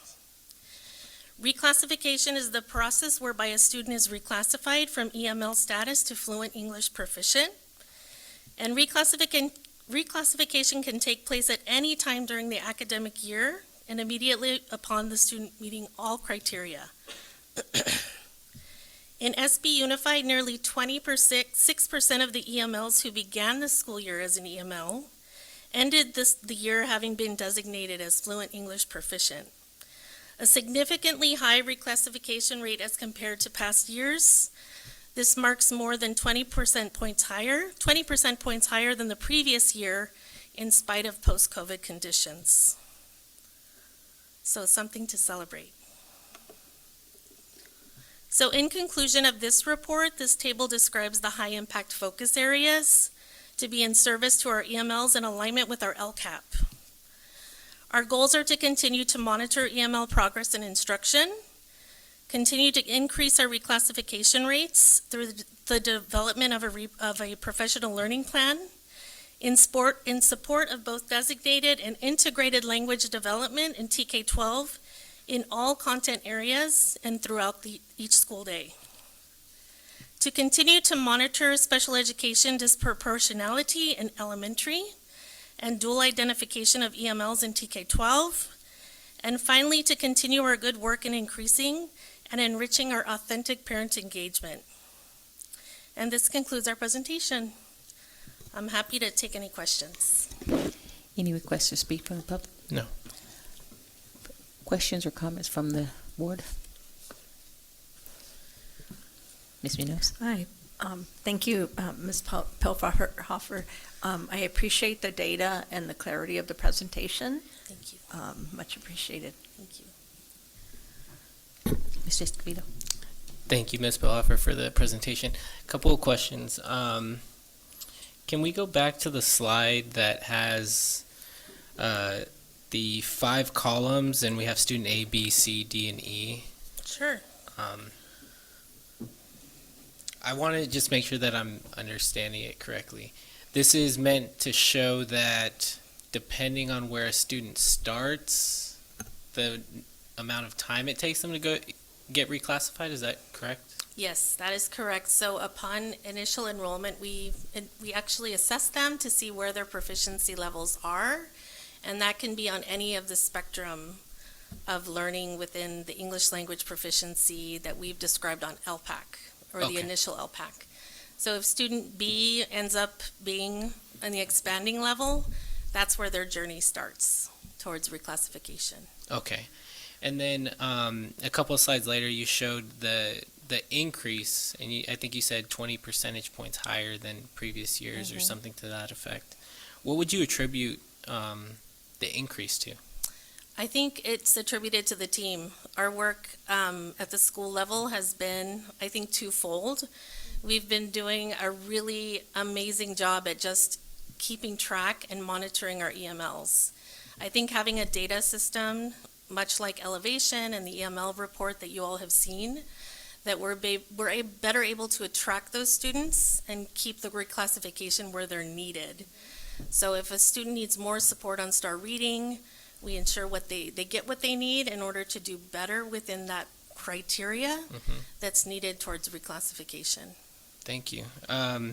As we move forward with updating our LCAP later this year, I would be interested, Dr. Maldonado and Ms. Pilhofer and anyone else who has information leading up to that process that can inform us on not only reclassification, but really how can we best support our EML students to support this increase in reclassification. You all are the experts. I want to know how, as a board, we can best support this district to continue this increase. This is really encouraging, where we're not always seeing increases, especially after COVID. This is a really bright spot, but wanting to see far more of our students get reclassified. And I think a huge opportunity is LCAP. I'm informed by the information that you all share as subject matter experts, and so I'm looking forward to getting some of that information leading up to that process. I think Dr. Martinez is going to be very instrumental in the next phase of work. Her and I have been really working on the transition plan and ensuring that she has at least been onboarded with all the materials that we have offered our students. We've adopted 2 new curriculum. We have been creating data systems alongside and enriching our MTSS process. So I think it's a lot of upkeep, but it's a yes and really understanding what it is that our students need that are within the long-term EML stage. So those are the students that need the most support and make up the majority of our secondary schools. Absolutely. And I would like to add to that, thank you, Ms. Pilhofer. I know you're going in, you've already started your new job, so thank you for doing report number 3 of 3. Sure. I think a very important indicator of the success that is being mentioned that I think it's important for board members to help us with is the communication around that. The population of emergent multilingual students is not monolithic. They are not all the same. They don't speak the same languages. They come in at different levels of proficiency, both in their home language, their first language, and then as they acquire a second language. That trajectory, while that looks like a very clean table, the progress can be like peaks and valleys. And they could have years of great gains, but the ball continues to be moved every time they change to a new grade level. So they might be really proficient in reading, and as the third grade standards come in and get introduced and they start to take their exams, that changes, and it almost starts like a new clock every single grade level around the reading expectations. The LPEC stays pretty consistent, but even as they get older, the content gets more difficult. So it's a constantly moving target, so the monitoring of students is the key. And we didn't just monitor it through a platform. We've provided monthly reports to principals every month to show where their students are making progress and where they're not. So that constant checking, which is all of what MTSS is about, speaks to some of the success. We also adopted new curriculum for the students and continue to work with leaders across the district, from us here being able to provide the reports, the tools necessary, working with teachers on their practices, but really knowing what students need when they need it and giving it to them is the key. But as board members, it would help us greatly for you to be able to have this data point. Having almost half the students in our school district at some point having been an EML is something I don't think we necessarily always talk about or hear about. When we look at overall district, very 30,000-foot view outcomes around reading and mathematics, which all require language, is really important for us to remember that. The other part of that is how we learn, how we teach and learn. During the pandemic, we used a lot of online learning, a lot of platforms, a lot of different modalities, which did not exist when I was a bilingual teacher. Yet language is the mode of instruction. So if you understand it, you have access to it. If you don't understand the language, it basically prohibits you from learning both the language and the content. So as board members, if you can help with those talking points around the understanding of the impact of having a large EML population, the impact of what it does to their learning, and the fact that they have to learn language and content at the same time, because for the most part, we still only have our EML population enrolled in English-only programs. We have a very small population of our EMLs enrolled in dual language, which is where you provide that primary language support. Otherwise, we're still operating as a strictly English-only program of instruction. There are other programs we can think about bringing forward as a school district, like a transitional bilingual program where they can start in K to third grade with their primary language as they're learning English and then switch to English only in fourth grade. That hasn't been discussed yet, but I know it's part of the Meta plan that was adopted right at the height of the pandemic. So those are just some offerings from my experience in this area that we can think about as a board going forward. But I would say that those are some of the important points to remember. And I appreciate you sharing that, and I mean this wholeheartedly, and I think we're all up for the challenge. But give us homework, give us that information, give us those talking points, so that when we're talking to folks, we're speaking the same exact language that you all are when you're talking to parents, when you're talking to people out in the community. Because I am sincere about the fact that I really want us as a board to support your effort in supporting our EML students. And I have a particular interest in a couple of things. One, making sure that we are getting those reports to principals, but what are they doing with that information, and making sure that the successes that happen at one of our schools is shared with some of our other schools, and we have consistent practices and outcomes for our students. And then the other thing is that LPAC, the fact that it only happens once a year is a huge problem, and I want to keep us on talking to our state representatives and start building coalitions of folks. You brought up a coalition, I think in a previous conversation you and I had. That sort of change happens slow, but we need to be a part of it and be a part of that conversation. So ways like that we can support you, please do not be shy about sharing that with us, giving us information so that we're more prepared to have those conversations and engage with you. I will contact Californians Together and see if I can get them to come and make a presentation to the board on their policy advocacy work. Thank you. And thank you, Ms. Bellhofer. Thank you. I have a preface question and then a follow-up. Can you tell me the amount of subjective analysis that is done to reclassify a student as opposed to objective? How much subjective input is there for LPAC for the younger students? Is it based in any manner on who is the test proctor or giving the test? That's the first question. So there is some subjectivity there, and what's great about our district is that we have highly trained district language access team members who give the one-on-one assessment. What we did learn because of COVID, in spite of COVID, is that in our teachers giving the LPAC exam, that our students are in fact doing better on the exam themselves.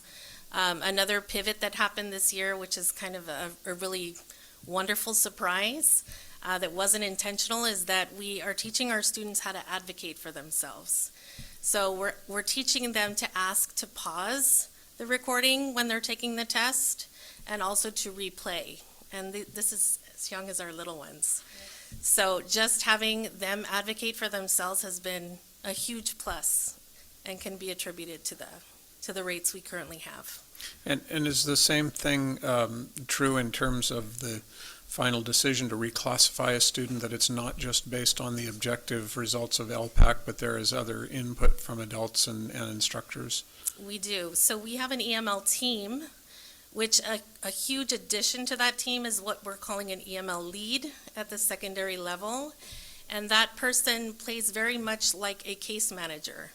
So they're following those students that need supports when they need it, and they're ensuring that there's a connection between that EML student and the generalist teacher.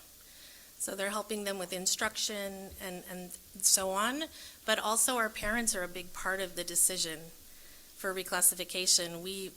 They advise us, and they are counsel to us in the process. So I just want to say, and follow up to those answers, first of all, thank you for a comprehensive look into what we're doing. This is incredibly complex, as we've heard in just the dialogue here and the different ideas and different thoughts, how complex it is to deliver the services and to measure them in a way that's sustainable and accurate and reliable. And one of the things I worry about is that a large, big, audacious goal of have more students reclassified doesn't turn into an expectation that we can do that through methods of perhaps changing our judgment of what it means. Mm-hmm. And there are ways to look further, deeper into that. And I know that you know of them, but I'm saying this for the board and the people that are listening. This is so complex. Mm-hmm. And we can't just carve out little pieces and say this represents success. We saw things in the charts that were wonderful. I would ask questions like, how are our reclassified English learners doing compared to English learners or English-only learners on the state tests? Many times you'll see that they actually outperform them. And if that's the case, that's more information that would help us. And when we talk about the Ever EMLs, that was an astounding piece of data for me tonight. Almost half of our students in the district were at some point. But that's K-12 or TK or pre-K-12. Have we looked at data that says how many of the graduating class were ever EMLs? And how many of them are now? And I understand that even that's complex because people move out of the class. It's not a consistent cohort, but there's so many questions that you have to ask. And I'm not saying this to challenge us other than to just be aware of all of this. What I can see in just the 6 months I've been on the board, the constant emphasis on this, the discussion, the answers that give you good direction about how things are happening and why this may happen. We have lots to be proud of, but never the freedom to presume that it's not something that will always be complex and always take enormous resources in order to be successful. So thank you for your work and for everybody in the district that's involved with this, and it should be everybody in the district that is involved with this. So thank you very much. Thank you. Great, thank you for that. And again, I just want to add to just a couple questions that stood out to me when you said this is not a homogeneous group. There are assumptions. And so I think that really resonated me, that it's not just Spanish speaking. There's lots of different things. So either I didn't see it or I didn't pay attention to that, but that really stood out to me.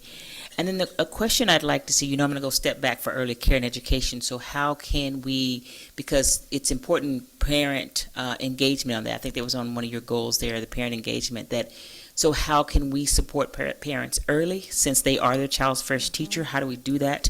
Get involved with that.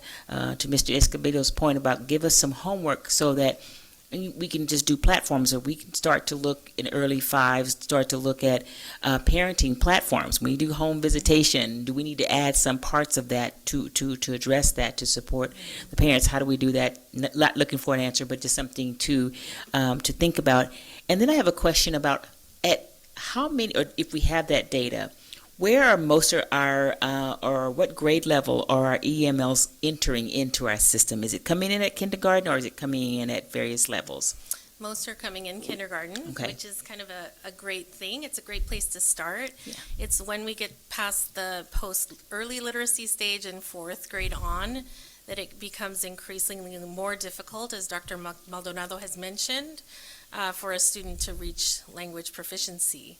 I think sometimes we assume that they don't already come with a language system and literacy levels, and I think assessment can play a big part in that.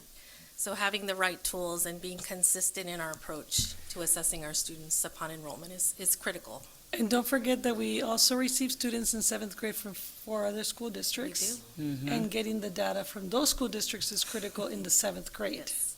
And sometimes in the ninth grade when we may get other students also coming in. So it's kindergarten, seventh, and ninth are critical grades for us to really look at students and how they're coming into us. Yeah, that's really good data. And you know what? What is the LPAC? I want to actually see it and do it and take it. There is a practice test. Okay. I highly encourage you to take it Just if to you kind of can. get, just to kind of. We'll do it with them. I think it's Yeah. a great exercise because you'll find that even our English-only students, which we don't want to compare, like you mentioned, is that it is a challenging exam. And in sixth grade is when it kind of boots up a little bit and it becomes even more difficult for a student to acquire a level 4. Yeah, I think that's an important thing for us to do, at least for Yeah. me, to just kind of get a ground level understanding of it. And now it was the LPAC that only gets taken once a year. I was trying to put Denise on the spot, and I couldn't tell her which report it was. So now I get it. I'm connecting it. So no, the previous meeting, I was telling Denise, she's like, what? I don't know. Well, right. But, so yeah, I would love to just experience like what that is so that then, as we go out and talk about those points and advocate for that, why is it only 1 year or other things that we need to do at board levels, I certainly can, advocate that in the early experience. How do we support parents in that early literacy as they're coming into kindergarten?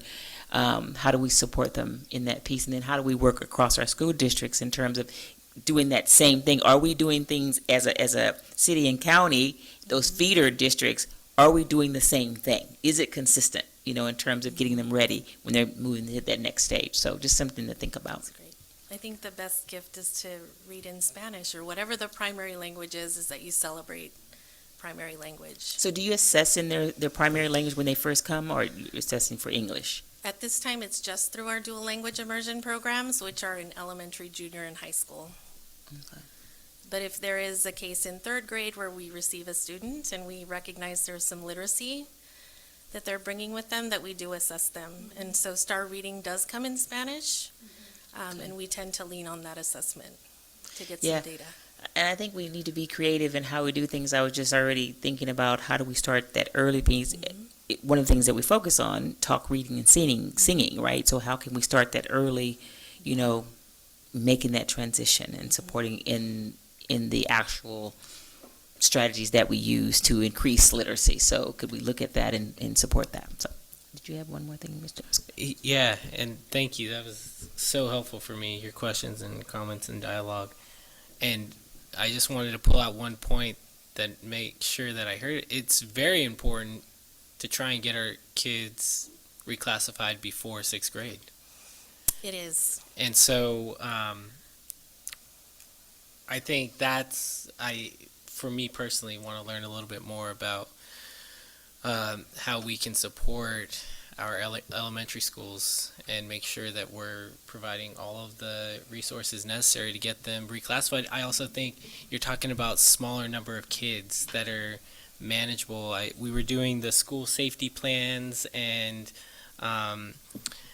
Principal Naughton showed me what he was doing with keeping track of his EML students, and I was very impressed. And my question was, are all of our schools doing this? And that is better. Yeah, and so that's those sorts of areas of success, making sure that we're doing them in other places. I would love to know what each of our schools are doing, and if that's something that we can do, even if it's online and not in a board meeting. Like I said, give us homework. I don't mind reading. I will and work so with Deborah on that. just Yes. thank you so much for this presentation, and my fellow board members for the dialogue. It's extremely helpful. And Dr. Thank you Maldonado. all. Yes. Thank you. Thank you. So, board members, we'll move to our last item of the evening, a 2023 Santa Barbara Unified School District Board Governance Calendar. I know it's been long coming. So, Dr. Maldonado, you want to start us off on that? So we know that one of the responsibilities is for the Board of Trustees to help us keep the business of the district running in a focused and timely manner. The governance calendar is something that's recommended as a tool for guiding our work and our agenda planning, fiscal priorities, strategic and committee board development work by California School Boards Association. So we bring to you today this proposed calendar that we would like to have a discussion with you about tonight. We met earlier as cabinet, and we already know that there's a couple changes we're going to offer to you as we get into this discussion. And then if we get to some agreements tonight, I'd like to bring it back for approval at the next board meeting. I do want to recognize what Board Trustee Banning said, which is welcome to the 23-24 school year, and starting off with a governance calendar is the right way to do this. So I hope you've had a chance to review it, to preview it. You'll notice that the top section begins with the governance of the district, so we can maybe start through that strand. We added items like conducting a board self-evaluation and creating a plan for improvement as something that can maybe take place in these next 2 months. We do have the upcoming joint meeting with the board and the city council and mayor, August 14th is listed there. We're proposing a governance workshop in September, a negotiations workshop in October, and a budget study session in November, which we believe Ms. Hernandez looked at and also that gets us to that period between the 45-day budget and before the first interim as a good time for us to have that. December, looking at the adoption resolution delegation of powers. January, certification of board officer and staff signatures. And then again, April, May, we wanted to do a second look at board self-evaluation. And lastly, the interdistrict transfers hearing in closed session in June. Those are some of the items, and would like to hear your feedback. Board members, any questions, comments? Mr. Escobedo?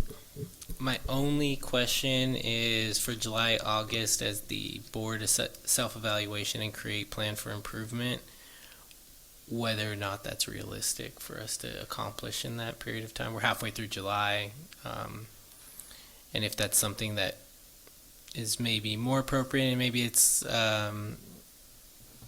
I know President Sims-Moten and I had talked about maybe a retreat in the fall, something like that, in September or October rather than July or August, and give us ourselves a little bit of time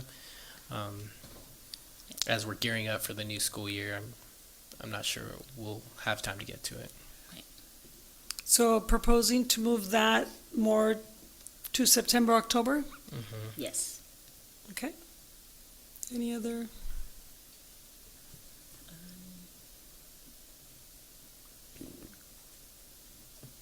So if we move the first one initially from July to August to September, we're thinking, whatever that looks like, right? Whether it's a retreat or however the case may be, right? Is that giving enough time to make any change? You know? I believe that the second round is more like checking on your progress for whatever goals you set in the fall. So the spring could be more just a review, like how do we do? So did we make our And goals? we could maybe move that to May. I just want to call attention to the fact that May becomes a very busy month. Right. Graduations, board adoptions, and things like that. But we can certainly move. I do want to kind of check in with the self-evaluation. If you're thinking of a board retreat, do we want to maybe consider doing the self-evaluation coupled with some of the other workshops, like the governance or negotiations workshops, so maybe we do one full day instead of 3 different events? Would that be something you might want to consider? Or do you think those are two separate topics to take on? Well, what would be involved in the board self-evaluation? Is it a meeting? Is it a document that we're all signing? So I guess that would, for me, you would say what would be involved in that. So my understanding CSBA has, do you want to speak to it? So my understanding is CSBA has a rubric that you would use to self-evaluate, where you would rank yourselves. You would take the data about your, like looking at governance protocols, looking at the way that you interact, and then through that build some discussion on any new agreements you might want to make changes to. I'll just stick with the topic of governance protocols, for example. And it's more just a self-review, a little bit of what we did with our last board retreat with Ms. Right. Toni Cook. Okay, yeah. And coupled with the document from CSBA. Yeah, I would see combining a couple of things, as a retreat, how we build out the retreat, or the president, how they build out the retreat. I could see that. Then the second one, when we're coming back for the second, review that.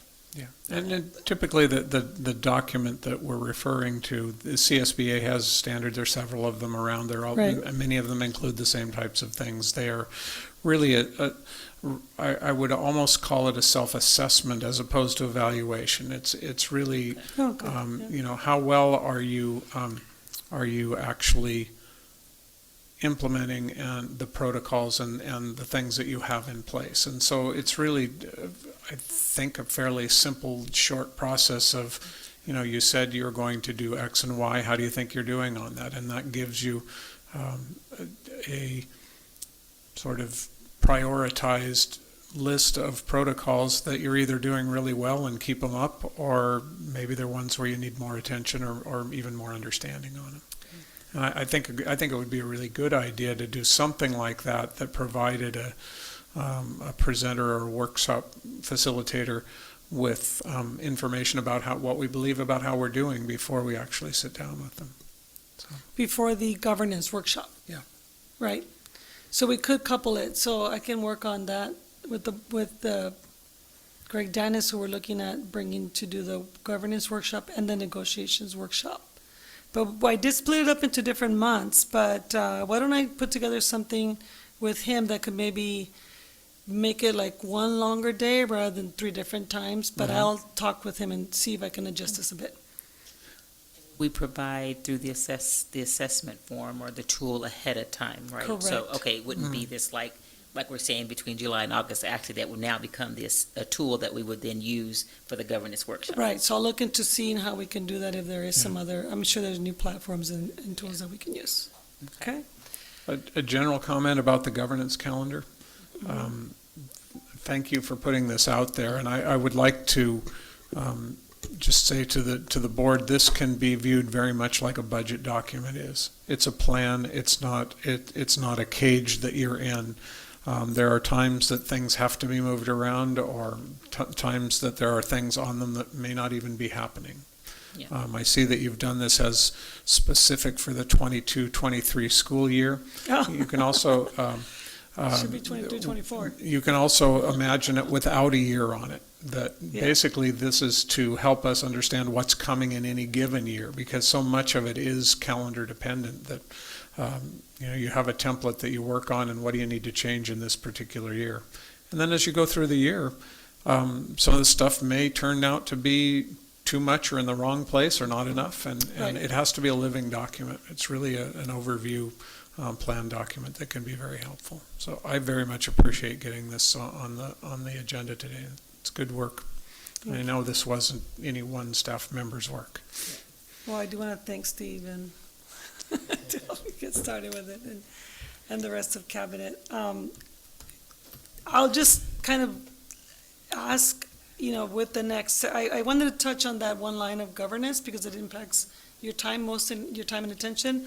But the rest of it is, as you can see, LCAP, we want to make sure we bring you student outcomes reports. I know those are very meaty, the way we've designed them, but we feel that that's a great way for us to give you some of the progress updates. We did include under the superintendent's office and the direction for this district some of the requests that we've had around the progress reporting of addressing racism and anti-Blackness. We settled on doing 4 reports in the fall, but again, we're going to try to time ourselves and, see how we do with this, and then we move to 3 in the spring, every other month. So once a month in the fall, every other month in the spring, for the progress of how that work is moving along.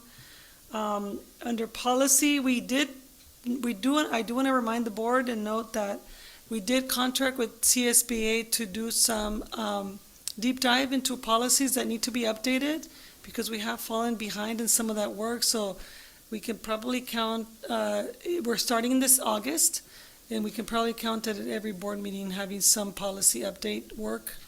That'll be sort of a standing items for approval. So that's something that we wanted to note that's coming throughout the year. Are they evaluating all of our policies, or are you selecting certain policies that you want them to focus on? We contracted them to evaluate all our policies. Okay. If I can elevate one, it would be the inter-district transfer. That's definitely coming to you for the August 8th meeting. We're already working on getting that updated with our legal counsel. Okay, thank you. So that was already noted as a August 8th update. Thank you. Mhm. And I would just add on the policies, I know there's times when we've had a lot that come up that, is it just a CSBA policy change, or these our policies that they're going to deep dive and change, or is this like a EDCO type of change? Because sometimes we're just... It's both. I'm looking at Adriana because she helped me with this. Okay. It's going to be both, because Okay. it's sometimes what CSB recommends, but it has to be localized Right. in many ways. But cabinet members, who are mostly the ones that implement a lot of these policies, will be working hand in hand with them when they arrive in August.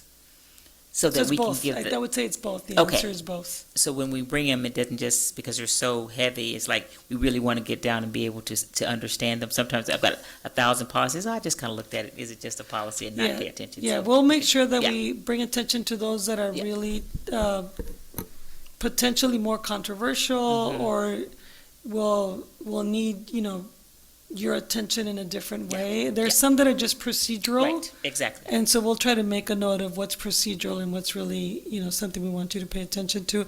And we're going to try our best to manage our agendas to spread them out throughout the year in order of importance to matters. Yeah, and just to be responsive to the work that, the cabinet, everybody's putting together and doing it, we want to be responsive to that work. And again, to add on to your point about this calendar really is also a means to managing meeting time. Yes. The agenda itself. That's right. Okay, That's we're going to do this, exactly right. then we don't have, things that's going to take, forever if we need particular things that need to get done and passed. Under business services, again, Ms. Hernandez and her team have a lot of must-dos, timelines, deadlines, and you can see by the months there some of the work that they have laid out for the year.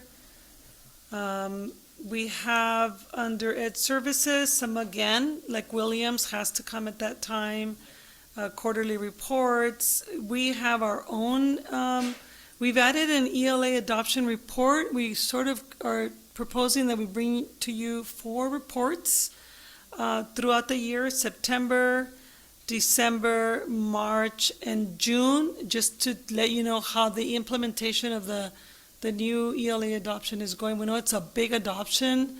We know there are other adoptions that have happened, like the health curriculum. I know that the state just adopted a new math framework. We're gonna probably be looking deeply at our mathematics, which is an area of need to improve. But we are cognizant and aware that our community really wants to know, you want to know, we want to know, how is the implementation of the adoption going? So we've laid out 4 times where we'll bring you an update on that. Under Student and Family Services, again, some of the work around attendance, SARB hearings.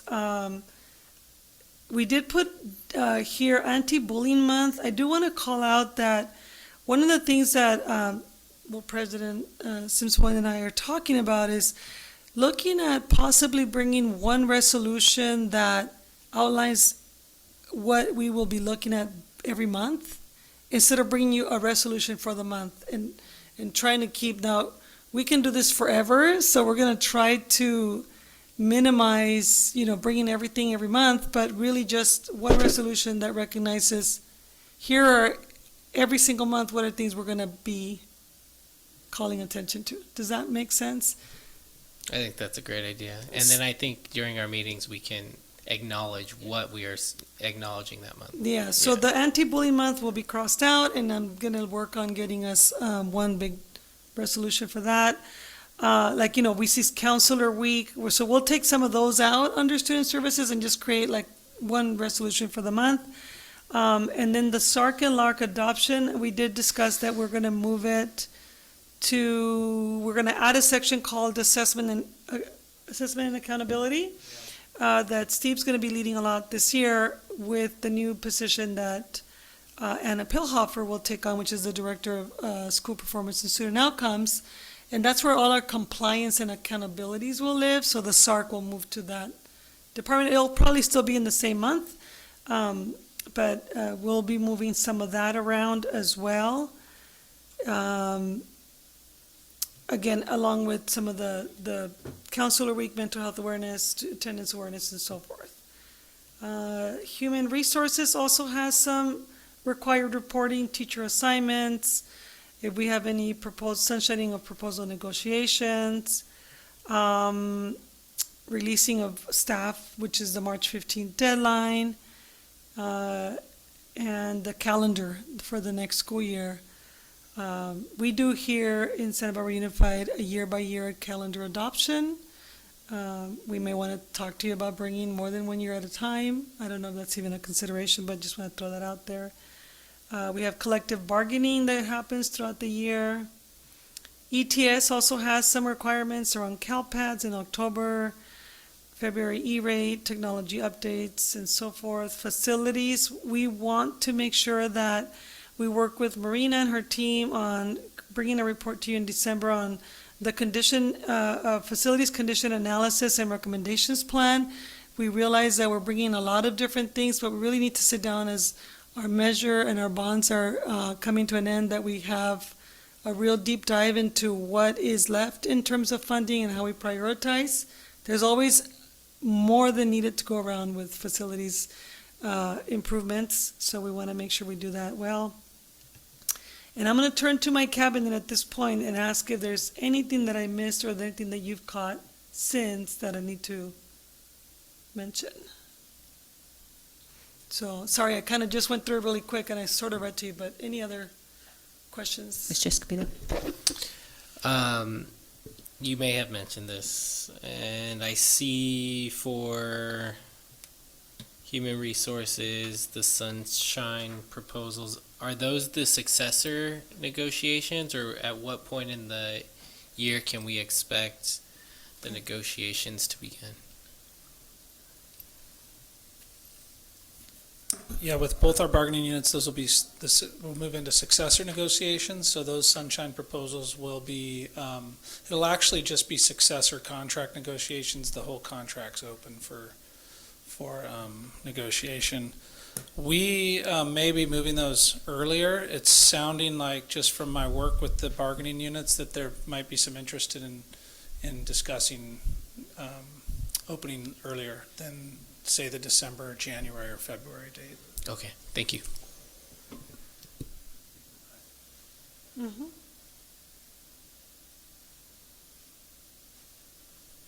Just to fill in just one specific gap, for example, the FIT, the Facility Inspection Tool, that has to be completed before we do the school accountability report card, because that's part of the SARC plans. Mm-hmm. So we want to make sure that we do that properly, and I've discussed it with Marina regarding this, as well as the SARC has to be completed by January. So some of these items you see here are actually, they need to be completed because of CDE deadlines. So, Is this going to be on our website, or is this just an internal document? We can certainly make it public. I mean, it is a public document. I'll say more about the website, but yes, we can upload it. Okay, so I would add, again, we might want to just minimize our acronyms so that, or if we have it, have it A like little SARC and ARC. glossary. Yeah, just so you know. Yeah. We'll add a glossary. I don't think those boxes are going to let me fit everything. So Yeah, yes. we have. Yeah, that makes sense. And to Mr. Banning's point, maybe a little asterisk at the bottom that this is subject to change depending on what the agenda All the is. legal language, Yeah. the small font. Well, just so that people Yes. understand that. Yes, when it lives in a website, it does give the impression that it's not movable, so we will have to make that very clear. Yeah. This is a great start. So this You know, is in only a terms of- discussion item. Exactly, exactly. And I will bring one for approval to our next meeting. That concludes this item. Okay. We had no request to speak, but we had Mr. Escobedo. I did want to acknowledge that the board did receive the public comment, a public comment email from Leslie Sanderson. So we missed her virtually, but we have the public comment here. Did you want to share what she Oh, said? Or? it is a very long public comment. Oh. I'm more than happy to read it, but No, just summarize it. I didn't read it yet. Oh, okay. Just that we received it. We received it. I just want to acknowledge that we received it. Great. Yeah. Okay. Thank you, Ms. Anderson. We have received your public comment through email. So that leads us next to I. We didn't have any consent items that we need to bring back, but as coming events under J, I'm not in that document. We have summer graduations on August 10th, and then on August 14th, we have the joint meeting with City Council. And I that's at do what wanna- time? Sorry, it's at 1 o'clock at 1 the o'clock. Faulkner Museum.